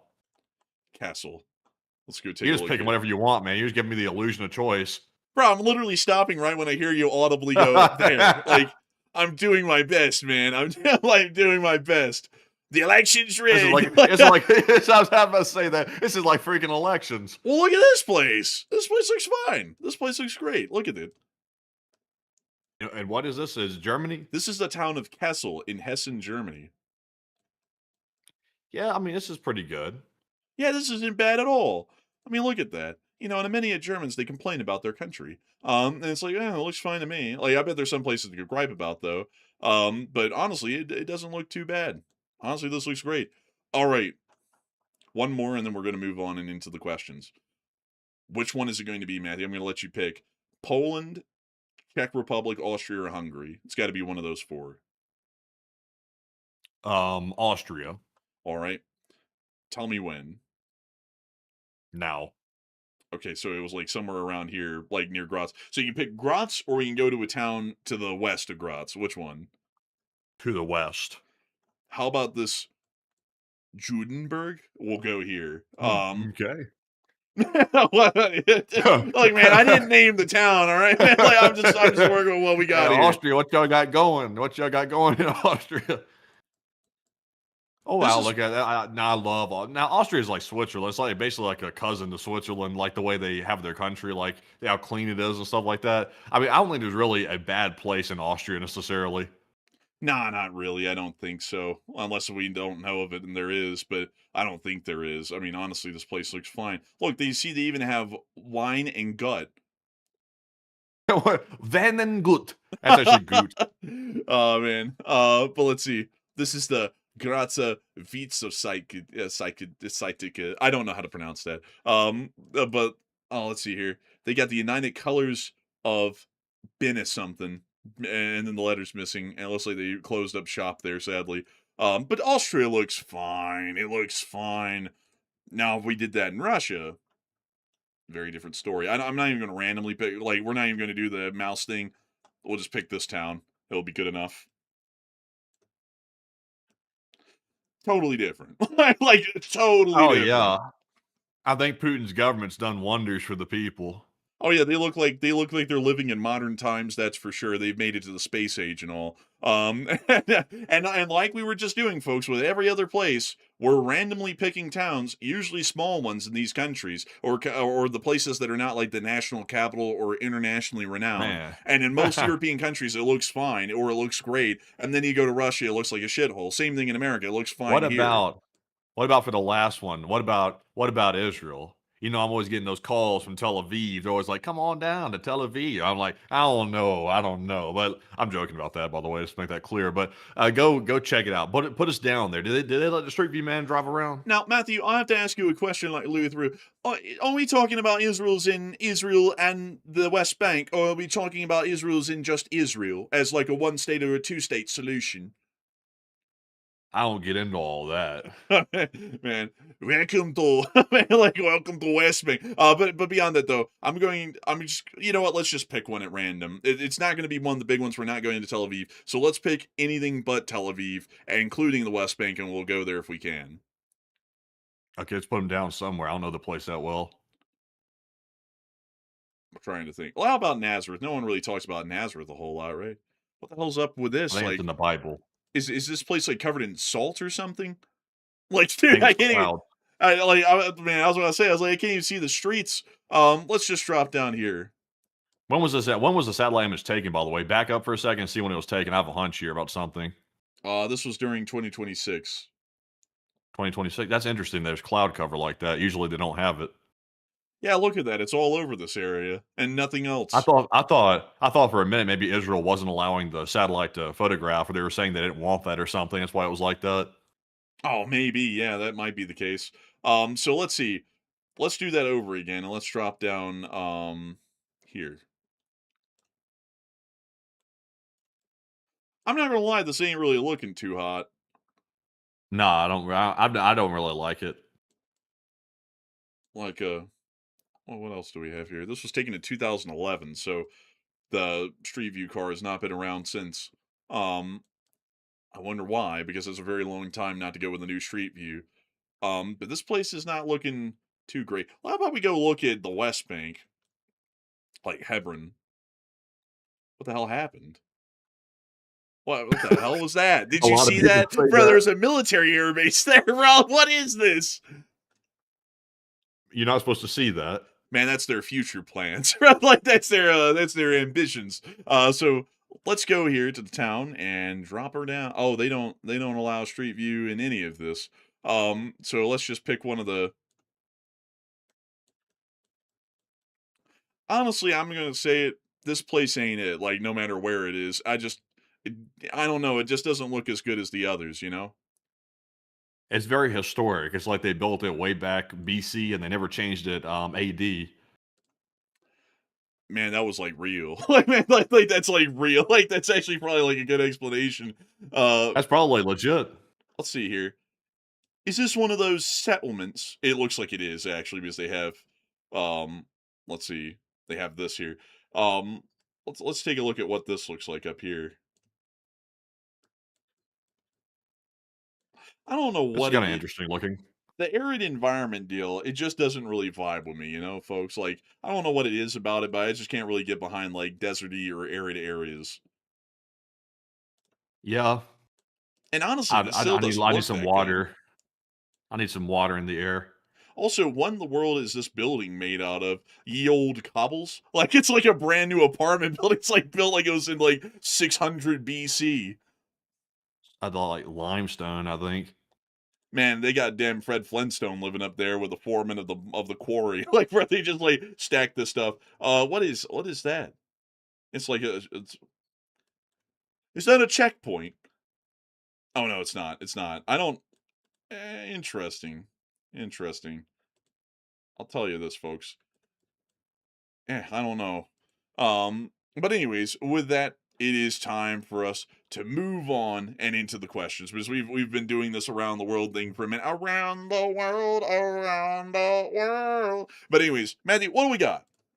All right. So moving into we actually have some super chat questions to get to actually, and then we're going to get some live chat questions right after that. So our first super chat goes to BC Skyman, who put in a $50 support. And thank you very much, BC, for that support, even on a Sunday. And then BC said, awesome job, Enforcers and LSA, and appreciate you guys. Hey, good to see you, BC Skyman. We've been wondering how you been doing. We bet you must be up to your neck in work in the HVAC world, because I bet you a lot of the HVACs need help in the South right now with the heat. It's very hot out here too. And it's good to know that you were here tonight. Also, thank you for supporting the fundraiser and supporting the channel and helping the channel to keep on running as well. And we appreciate you, BC Skyman, an old guard and a channel legend. And so humongous thanks to you so much once again. And with that, we're on the next one. We also have a 20 from Justin, and thank you, Justin, as well. He said, here's one for a cool drink. A lovely podcast, and enjoying the hell out of it as always. And thank you so much for the kind words, Justin. We're always happy to know that people do appreciate these streams and like to see them running. And a humongous thanks to you once again. And with that, we're on the next one. We also have a 20 from James Jelliman. He said, after the inevitable collapse of Putin's regime, will China absorb eastern Russia, or will the Western alliance bring them into their sphere of influence, or will those territories achieve independence? I have a feeling that there's probably not going to be a lot of breakaway regions from Russia if Russia collapses internally. There probably will be a few in the Caucasus Mountain regions, but outside of that, I have a feeling there are probably going to be few and far in between. So I hope that does address that the best I can, and a huge thanks to you for support and help with this channel to keep on running. And with that, we're on the next one. We also have a 20 from Opie from Florida, who said, I wanted to swing in and support and take a live chat on me, if you will, and wanted to mention, I know Rogan follows your Twitter, but that mean you watch his stuff. But I will say he had an interesting interview with the vice president. Generally, I actually don't really watch a whole load of stuff from other channels. It's like kind of intermittently. And I have to say, sadly, I haven't really watched a whole lot of Rogan. Like, I maybe watched a couple of podcasts over the years. So I do thank you greatly for the support and help with this channel. Keep running. Pretty cool that a lot of folks like that follow us. It's really neat to know that they appreciate the show and also what we say on Twitter as well. And also, I would say I haven't watched that interview. I did see a clip out of it though, and like it was like a no dip sort of a statement that was made, and I was like, oh really? I was like, that's something that y'all just discovered now. I'm sure that was completely accidental. But beyond that though, a big thanks to you so much once again. And with that, we're on the next one. We also have a 10 from Cerberus3, and thank you, Cerberus, for the 10. And they said, how many more brothers in arms have to die from these bad decisions being made, sons, daughters, husbands, and wives? And I'm past the point of numbness, seething hate every time this current leadership takes an action on this matter. And one from the chat, please. I'd have to say I don't even, hate to tell you, Cerberus, I don't even know how to answer the question at this point, because it's just extremely infuriating to watch. Like, we just went through 2 weeks of fighting and 4 more U.S. soldiers killed to achieve nothing. Like, no concept of a plan at all. And it's just very, very annoying. Very infuriating, I'd have to say, to watch it. And it's also even more infuriating how their sacrifice isn't even mentioned. How these people have died to fight in the name of this country, and then the leadership gives up on the plan 2 weeks in and just moves on to something else entirely. They're not even ever brought up again. Or it's very annoying to me. But I do thank you for the support and help with this channel to keep it running. And with that, we will make sure to get one from the chat. So what do we got, Matthew? So the one from the chat in honor of Cerberus is going to go to none other than Peter Force, who said, could Iran having nukes really be a direct threat to the U.S., or would it be just a regional problem for our allies like North Korea? No, North Korea is actually a national problem. North Korea has nuclear weapons that can reach and hit the United States of America throughout the entirety of the lower 48 and Alaska and Hawaii, along with our U.S. territories. So North Korea is a international threat to the United States of America and also our regional allies. That will also happen with the Islamic Republic of Iran. Once they become nuclear armed, they will make a delivery system that will be able to reach the United States just like North Korea, and that makes it our problem. It also makes it our problem for them to be nuclearized in the first place, because that makes it a threat for our national interests inside of the Middle East. So I hope that does address that the best I can. And with that, we're on to the next one. We also have another $10 support from James Jelliman, and he said, "Can you please show this cope from Max 23 and search for floating fire support base from this morning?" Oh, yeah, I can show you that. Yeah, I didn't include that tonight. I thought it was something worth skipping over. But they started to make these mobile floating fire bases to put in the ports for Russian air defense gunners to try and have a better shot. And it's literally just a Civil War era ironclad. That's insane, really. They have that thing roped off like it's a museum exhibit. Also, is that like a floating garden on top of it? No, that's a machine gun up there. Oh, dang, man, it looked like a garden. Man, this thing, man, legitimately looks just like. Let me see here. Let me see the USS Cairo. Let me go get that here, bro. It literally looks just like the USS Cairo from the Civil War. It's just a Honestly, little version of man, it. that's hideous, really. So this one's a lot more, like, less impressive looking.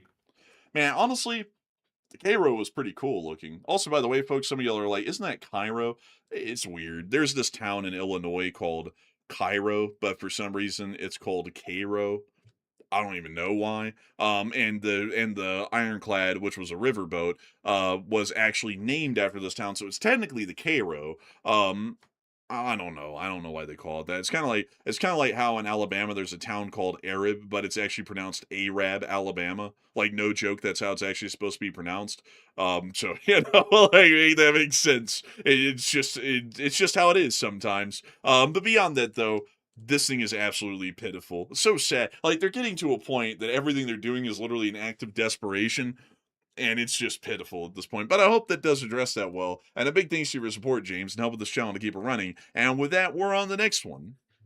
We also have a 5 from Vincent Hawkinson, and thank you very much, Vincent, as well. He said, "Don't forget about Emirado, North Dakota. It's pronounced Emirado, FYI." I remember that you have a beef like with Emirado. Like and also let's see, Emirado, North Dakota. Where was that place, anyways? Like Emirado. Let's see. Let me type it in. Emirado, North Dakota. Oh, it's right there. And it's just a big trailer park. Not dissing on trailer parks, but this isn't really a decent one. Like this one is actually pretty rough. There's some trailer parks in the south though that are actually really nice. Like they have like double wides and like little gardens around them and stuff. And those actually were pretty decent. But some of them are like this, and those are definitely pretty rough. But a big thanks to your support. Oh, that's actually right outside of Grand Forks Air Force Base, huh? So I wonder if a lot of people from the Air Force get off-base housing right across the street over here. I wonder. I wonder.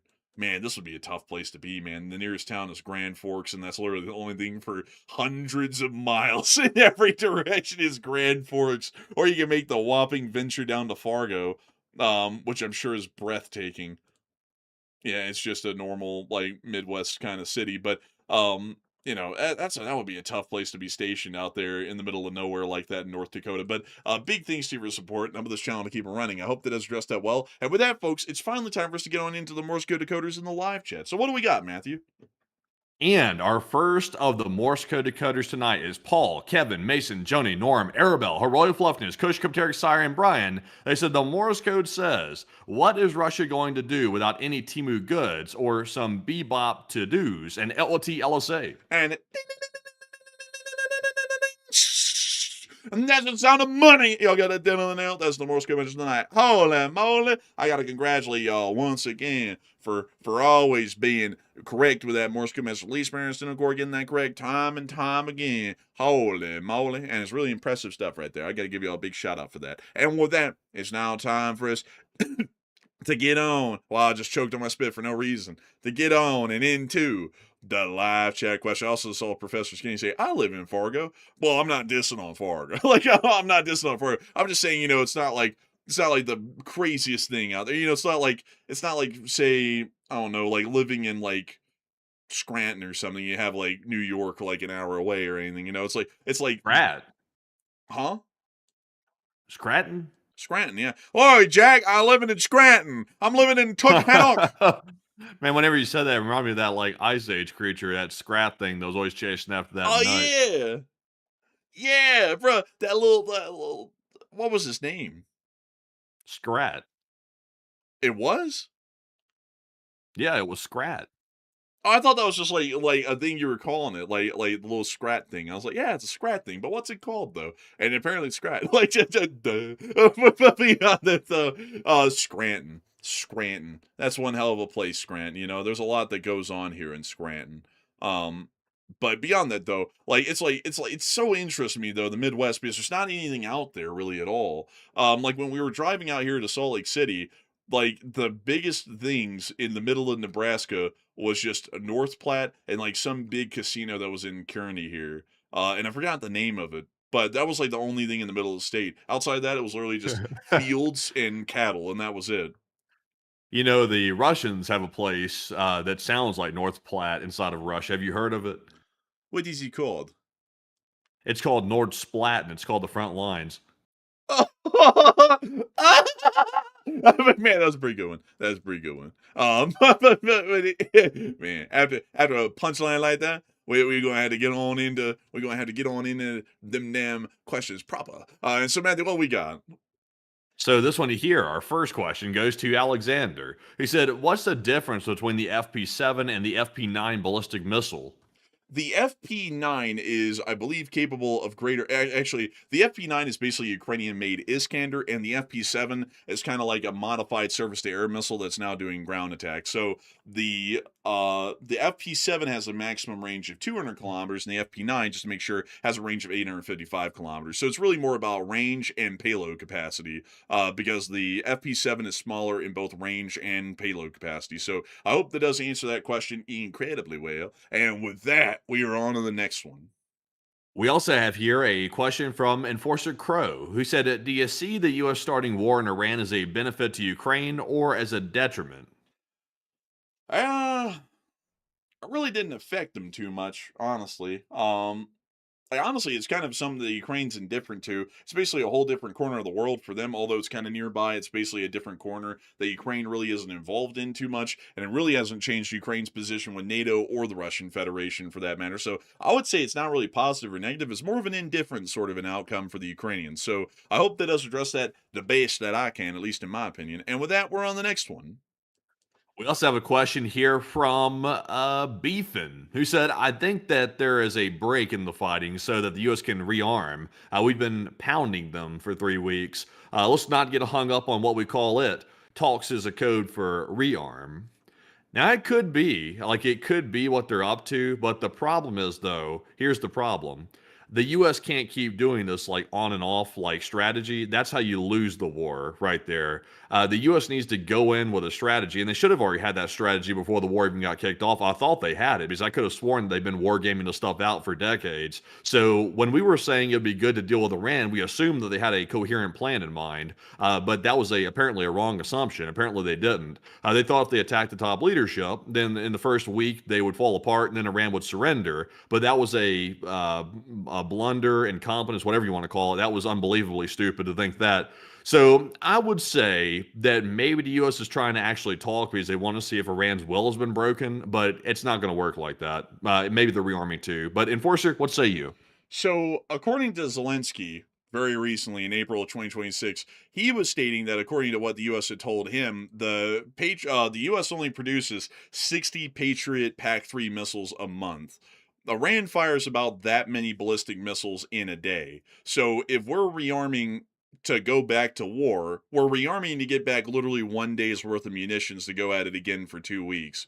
Like, there is no real concept of we're stopping to rearm, because it's not like we stop and then we go, okay, pump them out, and then we like produce like 9,000 PAC-3s in a month. Like, you have to build up the plant for that. You have to have the workforce for that to operate those new plants. You have to be able to have the raw materials there. You have to be able to have the assembly lines moving at the right kind of speed, at the right amount of efficiency. None of that exists currently, and that doesn't also appear overnight once we end the conflict. Like, it's not like we end the conflict and then magically like 3 extra Patriot factories open here in America and they're all producing PAC-3s for the next 3 weeks, and then they shut down when the war starts up again. So I would say that this isn't really stopping the rearm sort of a deal. This is stopping because we have no clue what the hell we're doing. And that, I would say, is very destructive. Because like I would be all for the concept of rearming if we were producing weapons out of the kazoozle here to an endless degree, but we're producing artisanal amounts still every month. I mean, 50 pack threes a month is quite literally nothing. And so I hope that does address that at least the best I can. And also the reason why I'm bringing up that number outside everything else, folks, is that the word out there from U.S. officials that are speaking to the press is that we're out of Patriot missiles. And that's really the main concern, is that if we conduct a major attack on Iran, they're going to conduct a major attack on us, and we're not going to be able to defend against it, and then they're going to start causing tremendous damage to every facility in the Middle East endlessly at that point, and we'll end up being in a pretty bad spot. So that's their main concern, and with that kind of a number of Patriots being produced, there is no way in hell that this little break is going to be helping us out in any real way if we get back to it. So I hope that addresses that the best I can, and with that, we're on the next one. And our next one's going to go to Borealis, who said, given how easy it would be for the Iran-backed Houthis to choke off all the traffic in the Red Sea, why aren't we placing military assets there to prevent getting Hormuzed again? Because the U.S. is generally reactive rather than proactive, I would say that would be something that we probably want to start looking at now, because I think the Houthis might expand this blockade soon, and the fact that they're also hitting Saudi oil ports generally makes that a international concern on our end, because it's cutting out oil supplies that are already desperately stretched globally. But the U.S. doesn't really think with any grand strategies these days. They just kind of wake up and they just kind of fire off from the hip and hope for the best. And also they have to check the testosterone in all of the folks in the military as well, and make sure that's the right levels. And that takes far more importance than anything that's actually really mattering. So I hope that does address that well with a little joke in the end. And with that, we're on the next one. Also, a big shout out to Cerberus3, who just threw in a $75 donation to the fundraiser, and also Anonymous, who put in a 114 right now, too. We're now over $3,100 raised, which is fantastically above the goal, and a huge shout out to y'all once again for getting over 3,000. And we also have another question here in the live chat from Ulf Hednar. He said, if a war with Russia is imminent, why aren't the Baltic states mobilizing their population so that they're ready for war, and why aren't other NATO countries sending troops there? The Baltic countries actually are trying to mobilize for war. The Polish are, and the Baltics are trying to do everything they can to be militarily prepared. I think you just might not be hearing about that a whole lot, because we've been covering the little developments that they make in those regards over the past year, and a lot of them are getting pre-mobilization generally in check already, and have been for a good minute. And as far as NATO's not sending other troops in the area, it's because nobody's really on the same page, and there isn't unified control or leadership in NATO at this point that actually cares or really has a plan or an idea. So that's also the reason why we're seeing some inactivity. So I hope that does address that the best I can. And with that, we are on to the next one. We also have a question from Brian. He said, any update on the purge of Transnistria and Moldova joining Romania? I have not heard any updates on that. That seems to have kind of fizzled away, at least from what we can see right now, from what I've heard at least. So with that, we're on the next one. We also have a question from I'm D. Stevenson, who said, what happens to Putin if Russia collapses? I think if Russia collapses, I mean, it's got to be an ousting. Like, that has to be at the minimum. He'll probably definitely get ousted because, when the USSR fell, I mean, we saw, a change like when that happened. So I don't think he could remain because, I mean, at that point, he's failed so badly that the entire country's collapsed. So he's an ineffective leader. I mean, he could try to, I don't even know if he could really try to hold on to power at that point. I think he would be out. He'd probably flee knowing that it was over with. He'd probably flee somewhere. I'm just not really sure where he would go. But Enforcer, what say you? I mean, the truth is that the new Russian government would probably like to take him out somehow, some way. That's usually how it goes. Either they humiliate them to the point that they're never going to have any sort of political sway, or they usually eliminate them, because having the old leader around and still alive with any kind of sway possibly is a threat to a new government. And with how Russia works as an authoritarian state, usually what they would do is that they're going to put him up on some trumped up charges, and of course a lot of the charges would be legitimate, but they're going to make them a lot worse. Like, if there was 1.4 million Russians that died in Ukraine, they're going to make it 5 million to make him sound sound even more egregious. They're going to put him on a show trial. They're going to find him guilty, and they're either going to put him in prison for life and take him out there, or they're going to sentence him to death, most likely, just to remove the political threat for the new government in the future. Because that's generally how Russia historically works. Like, if you look at the death of Stalin and the power struggle that happened there, when Nikita Khrushchev achieved his power struggle, he had Laurent Beria executed for crimes against the state. That was to remove Beria because he was a political threat, and Khrushchev could not really allow for a political threat like that to continue to survive. In China, the way they do it in their authoritarian system, or at least how Xi does it, is that he humiliates his political opponents to the point that they lose all of their political sway. And that's another way to do it. So they could do either one, but he's either going to have to flee the country and live in exile, and they'll most likely just try and humiliate him at that point so that way he can't try and form a government in exile. And if somehow the whole thing happens from under him and he can't flee, they're going to bring him up on some sort of crimes and charges and have a show trial and find him guilty, and whatever punishment comes afterwards will just happen. So I hope that does address that the best I can, and with that, we're on the next one. We also have a question from Cerberus3, who said, question for the love of the train. Any progress by Andrew? And also, has he considered a marmot and a honey badger on it with LSA? Oh, that's a great idea, actually. I haven't thought of that myself. And so far, not today. I took a little bit of a break from the graffiti painting for today, just to, we wandered around. Matthew and me did, and did some stuff today. We went and looked at a store that we had seen on an Instagram reel from around the area, which was super cool because they had a whole bunch of foreign imported snacks and foods and stuff in it, and I got a little bit of it. It was really cheap too. It was like $20 for a handful of stuff, and it was pretty good stuff, actually. They had communist soda. Yeah, they had lemonade. They had lemonade with a big sickle and hammer on it. Crazy. Yeah, it was insane, really. I mean, it was nuts. So that was a really cool thing to go see. So that's kind of what I did today. So I haven't really had any updates on the graffiti. And I gotta say, so far, I'm getting happier with my graffiti progress. It's getting better. But the next thing I'm doing, though, is I'm taking that very boxcar that I showed y'all. So there isn't really going to be a lot of graffiti going on. It's just going to be wrapping up the weathering on it, and then airbrushing the grime onto the bottom, and also the truck axles, and also the wheels as well of the rail car, and then it's finally going to be completely done. So I still got a little bit of work to do on that rail car, and the next rail car I do, it's going to be a lot simpler because I'm going graffiti heavy right now. One, to really soup up this rail car because I like the design and style of it, but two, I'm also doing it to see what my abilities and capabilities are and learn from it. But the next rail cars I'm going to do it a little bit easier, maybe one piece of big graffiti on one side and then a whole bunch of tags on both sides, and then just weather it up with the pen wash and then the airbrushing of the grime on the bottom, and then they'll be done. Because doing this on every rail car, it's going to get pretty time intensive because it's taken me so far probably 6 hours or so to be able to get to where I'm at on this rail car with all of the graffiti and the pen washing and everything. So I'll have to make it a little bit quicker on other ones. And also, every rail car isn't just graffitied up to hell. Each one's different, and you want to make them different so that way there's a bit of variety instead of everything being a giant art billboard. So a couple of them kind of should just be bare or have very little graffiti on them. At least that's my thought process behind it. But a big thanks to you once again for a great question there, a train question. And with that, we're on the next one. I also have a question from XSGR, who said, do you think the war in Iran and the war in Ukraine will start to intersect more often?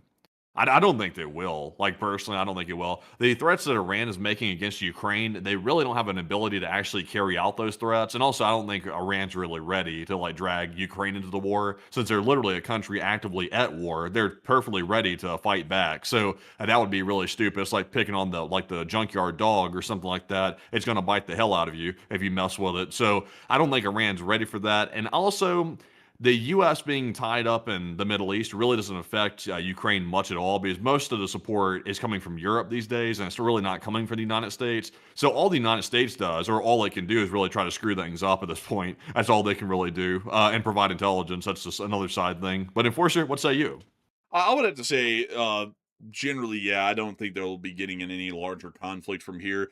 If the Iranians tried to mess on Ukraine, the Ukrainians are going to go, today we just launched Operation Get 'em Good. We just blew up everything in Iran in like 3 hours. It's going to be like, oh, that didn't turn out well for Iran. I think they know that, and I think that's why their threat they never followed through on today, the 24-hour deadline threat, is because they know if they did, Ukraine's going to haul off on them worse than America even could.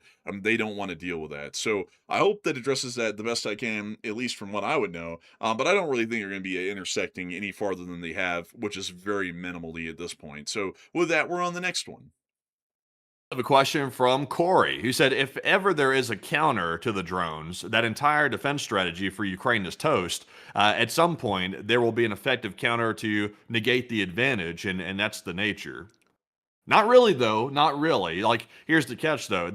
Corey, they've already tried. Like, for example, the one thing that Russia did right off the bat that was a bit of a problem for the Ukrainians is they started trying to jam the signals coming from the radio controllers of these drones, and Ukraine got around that by simply creating fiber optic drones, and they would deploy them out there, and that completely negated the problem of the jamming that the Russians were conducting. So there's already been counters. Like, they've tried to come up with detection systems. That's why they resorted to cope cages, because they couldn't get around jamming because it didn't work anymore. So they had to put cope cages on there to physically protect the vehicles, and not even really that's working because Ukraine's put larger and larger warheads on these drones. So I think drone warfare is here to stay. I don't think there's a way to really defeat that like 100% foolproof. Like, you can probably try to mitigate the risk, but you really can't defeat it. But Enforcer, what say you?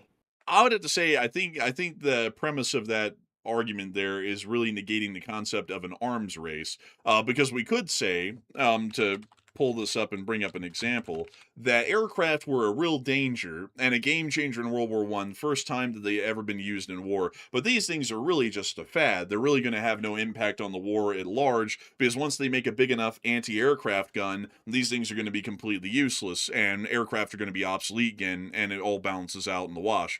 But the thing is that concept negates the idea of technological innovation, like Matthew was just saying. And if they somehow come up with an effective counter for a drone as it exists right now, then they'll make a drone that doesn't even require a link to an operator, or is somehow impervious to some sort of jamming, or they'll find some way or counter or shape or form around the problem, because that's what everyone does with every weapon on the planet.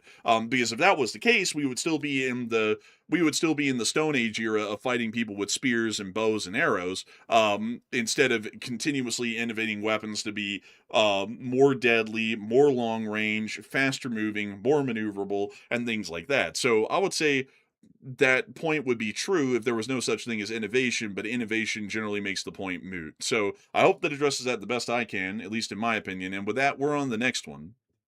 We also have a question from Alexander. He said, if NATO attacked, will other countries that are not in NATO, like Japan, South Korea, and Australia, and many others allied to NATO, join in on the conflict? And what's the question there? I think he's saying if attacked. He said, okay, so I think there's a typo there. He's saying if NATO was attacked, will other countries that are not NATO members jump in voluntarily to assist NATO in defeating the threat that attacked NATO? You're gonna have to say that to me one more time, because for some reason it's going over my head here. So I'll give a hypothetical to paint the picture here. If Russia attacks Poland and Poland gets into an all-out conflict with Russia, and then Article 5 is triggered, and then NATO does collective defense against Russia, will countries like Japan and South Korea that aren't NATO members, will they send support and also military aid to fight Russia? They probably would, because they've done that in a limited sense for Ukraine, but highly likely not in any real meaningful way. The support that South Korea and Japan has given to Ukraine has been nice, but it's not really been meaningful. So the answer to that would be yes, but it really wouldn't have that much of an impact. Sorry that it took me a minute to understand the question. For some reason, that one was just going over my head every time until that last explanation, and then I got it. I got it. Hey, look, Jack. I mean, are you okay? I mean, man on the moon. I mean, if your kid who asked about those aliens, and are you okay, man? I mean, you look a little. I mean, come on, man. Look, Jack, I gotta be entirely honest with you. Look, you gotta be careful about that lettuce. You explode like confetti. You gotta watch out for the squirrel worm. look, the screw worm, they're going around and they're screwing. It's not good. Back in Scranton, we had no concept of a screw. But anyways, with that, we are He's got no concept of that, but some people do. Some people have a great concept of that. They said, sir, nobody does it better than me, sir. So I'm the best, they say. You can take it to the bank. Just don't ask anybody because they might say different, but that's fake news. They said fake. They just got a confusing message, that's all. They just don't know what they're talking about. It said, sir. Whoa, Jack, that's what he says. He said, Jackie's name's not even Jack. Who's Jack? It's that man on the Titanic. They didn't put the bolts in right or something. Those incompetent idiots. They didn't put the bolts in and it sunk. That's what they did. They said, iceberg. There's an iceberg over there. I just go hit it. And they, fools, that's what they are. Jerks, they said. They don't steer it into an iceberg. A terrible idea. No one knows more about shipbuilding than me. I'm the greatest shipbuilder that's ever existed on the planet, and I would have saved the Titanic by tweeting out shitty AI memes during the entire sinking. That would have done it. They would have said, sir, the ship you built's sinking. I would have put out memes saying that it's not sinking and that anyone else who's saying that it is sinking is got derangement syndrome. And then when the ship actually goes under, I tell them that it's the last guy's fault, or it's all their fault, or it's someone else's fault, but not mine. Yeah. You know, if the people on the Titanic had known the proper dolphin calls, they could have probably gotten a ride back to shore. If the dolphins would have known that they were cold in the water, hypothermia. But it's really, someone said, tired of the bashing. Stop, guys. Shut your mouth. I'm tired of you talking like that. Shut your mouth. Anyway, so that's enough.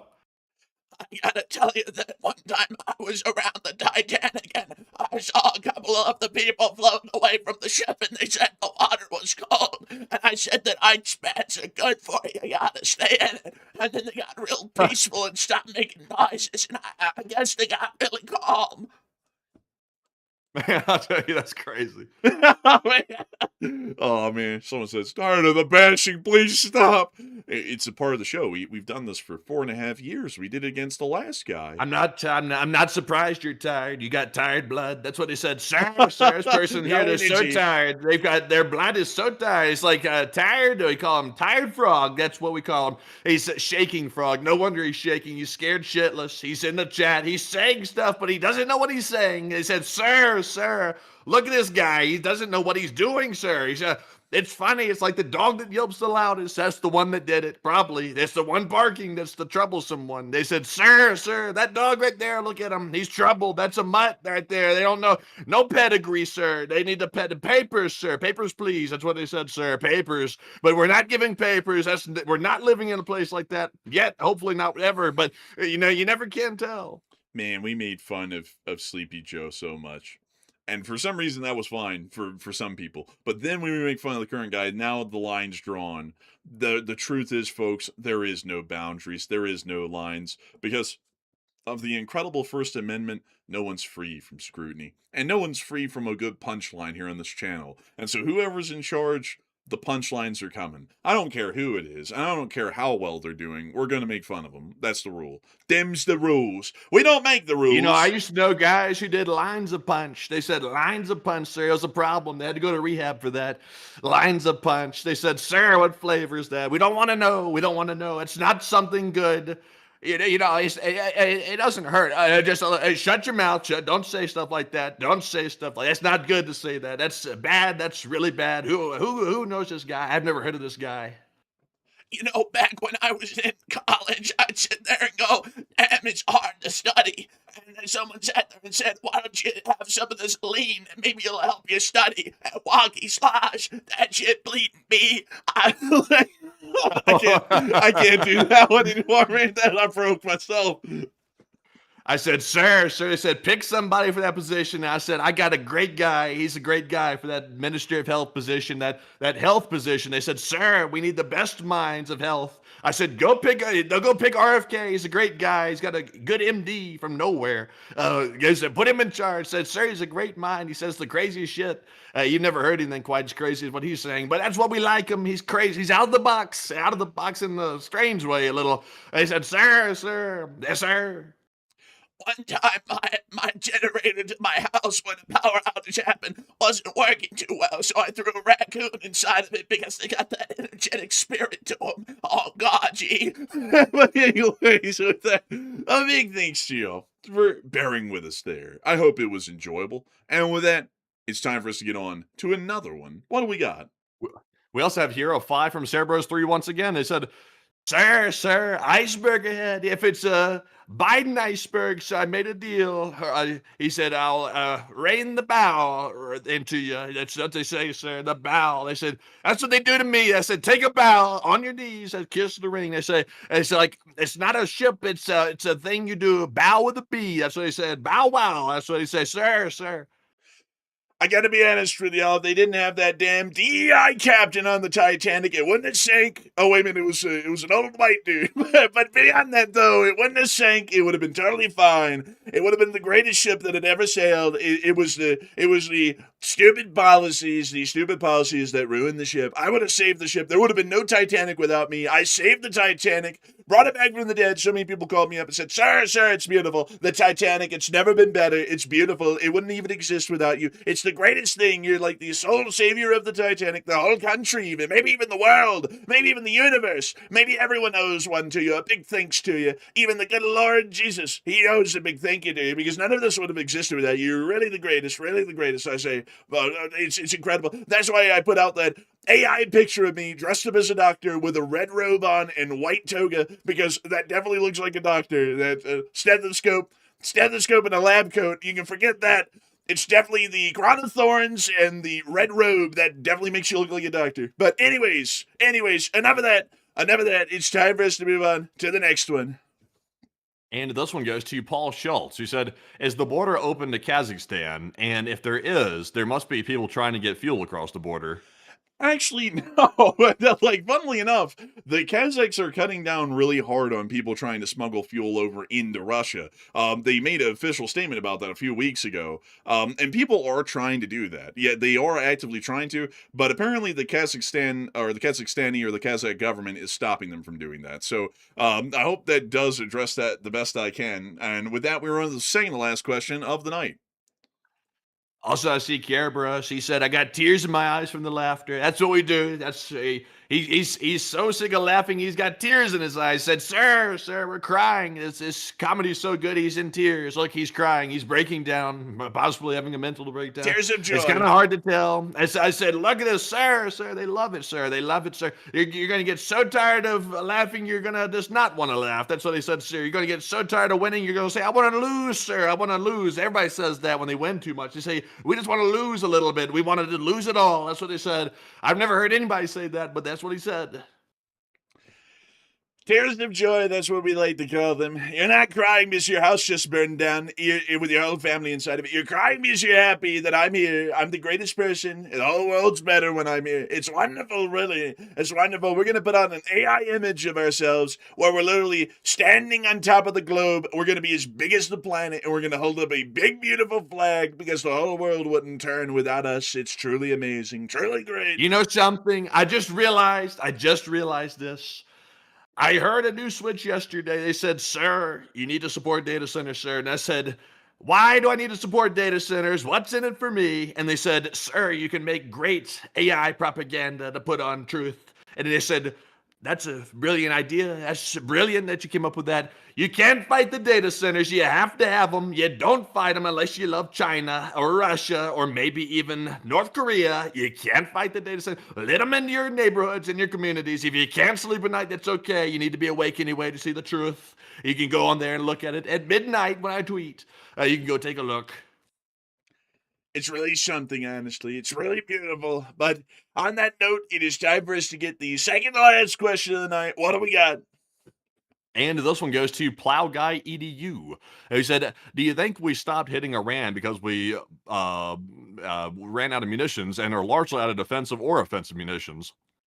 I would say we're probably highly likely out of Patriots because we do not have a lot of them, and the amount of them that we fired off has been so large. I would generally assume that's the reason why we've run out. So I hope that does address that the best I can. And with that, we are on to the final question of the night. And so, who is the lucky last person who threw in the lucky last question of the night? And a viewer is Trison, who said, how can the USA be running low on armaments when they say they completely rebuilt the military from a weak force to the strongest it's ever been? And what about the Dow? Oh, well, the Dow's above 50,000. All sins have been forgiven. You can't even criticize him now. Like, just kidding with you. But beyond that, though, yeah, he did completely rebuild the military. Before he came around, the U.S. only had 11 nuclear-powered aircraft carriers. And now that he's come around, he's rebuilt the number to a whopping 11 aircraft carriers. Before him, there was nothing but what we already had. And when he came around, he rebuilt it to exactly what we already had before. And all of the aircraft in the Air Force, well, when he was not in office, we had several thousand combat aircraft. When he finally got into office, he rebuilt the military to several thousand combat aircraft. Oh, the military, I mean the army. We had several thousand main battle tanks. Before he was president, it was truly weak. And then he became president, he built it up to a strong several thousand main battle tanks. Truly, I mean, the world is better with him. But beyond that, though, all jokes aside, I mean, you know, all that stuff is just puffery and so like anyone who believes that stuff, they don't look at stats, they just work off of feelings, and you can't run a nation off of feelings. It just doesn't work that way. But I hope that does address the question well, and with that, we have reached the end of tonight's stream. I've got to say, folks, that we're entirely honored and greatly appreciate to know that as so many of y'all have been here with us over the course of this D. We've seen that tonight we've had a peak viewership of 19,000 people who were here, and 130,000 people have watched this show before it ended. I've always got to say that we're incredibly honored and greatly appreciated to know that each and every single one of y'all were here once again tonight, and also we were able to collectively raise $3,221 for Razom for Ukraine. Well over I believe like 60% of the original fundraiser goal of $2,000. And so with that, folks, we will see you all on Tuesday at 10 p.m. Eastern Time to cover the next 48 hours of the news from around the world. And if there is a short war video to be made, Enforcer Matt will be the one making that short war video. And so with that, good night, good luck, take care, stay safe, Slava Ukraini, Heroam Slava, long live the Spring Army, and of course, long live the Republic. And with that, folks, a huge shout out to the 130,000 plus people that were here by the end of the stream, and a huge shout out for the over $3,200 raised for Razom for Ukraine to help out the Ukrainians living in the war zone, who are also winning the war too, which is a nice plus. But with that, folks, we'll see you all on Tuesday night at 10 p.m. Eastern, and maybe midday tomorrow for a short war video if there is enough news to cover, and be sure to join us for that if there is a video to put out tomorrow. But in the meantime, though, thank you all once again, and of course, Slava Ukraine, Heroam Slava, get some rest, and good night.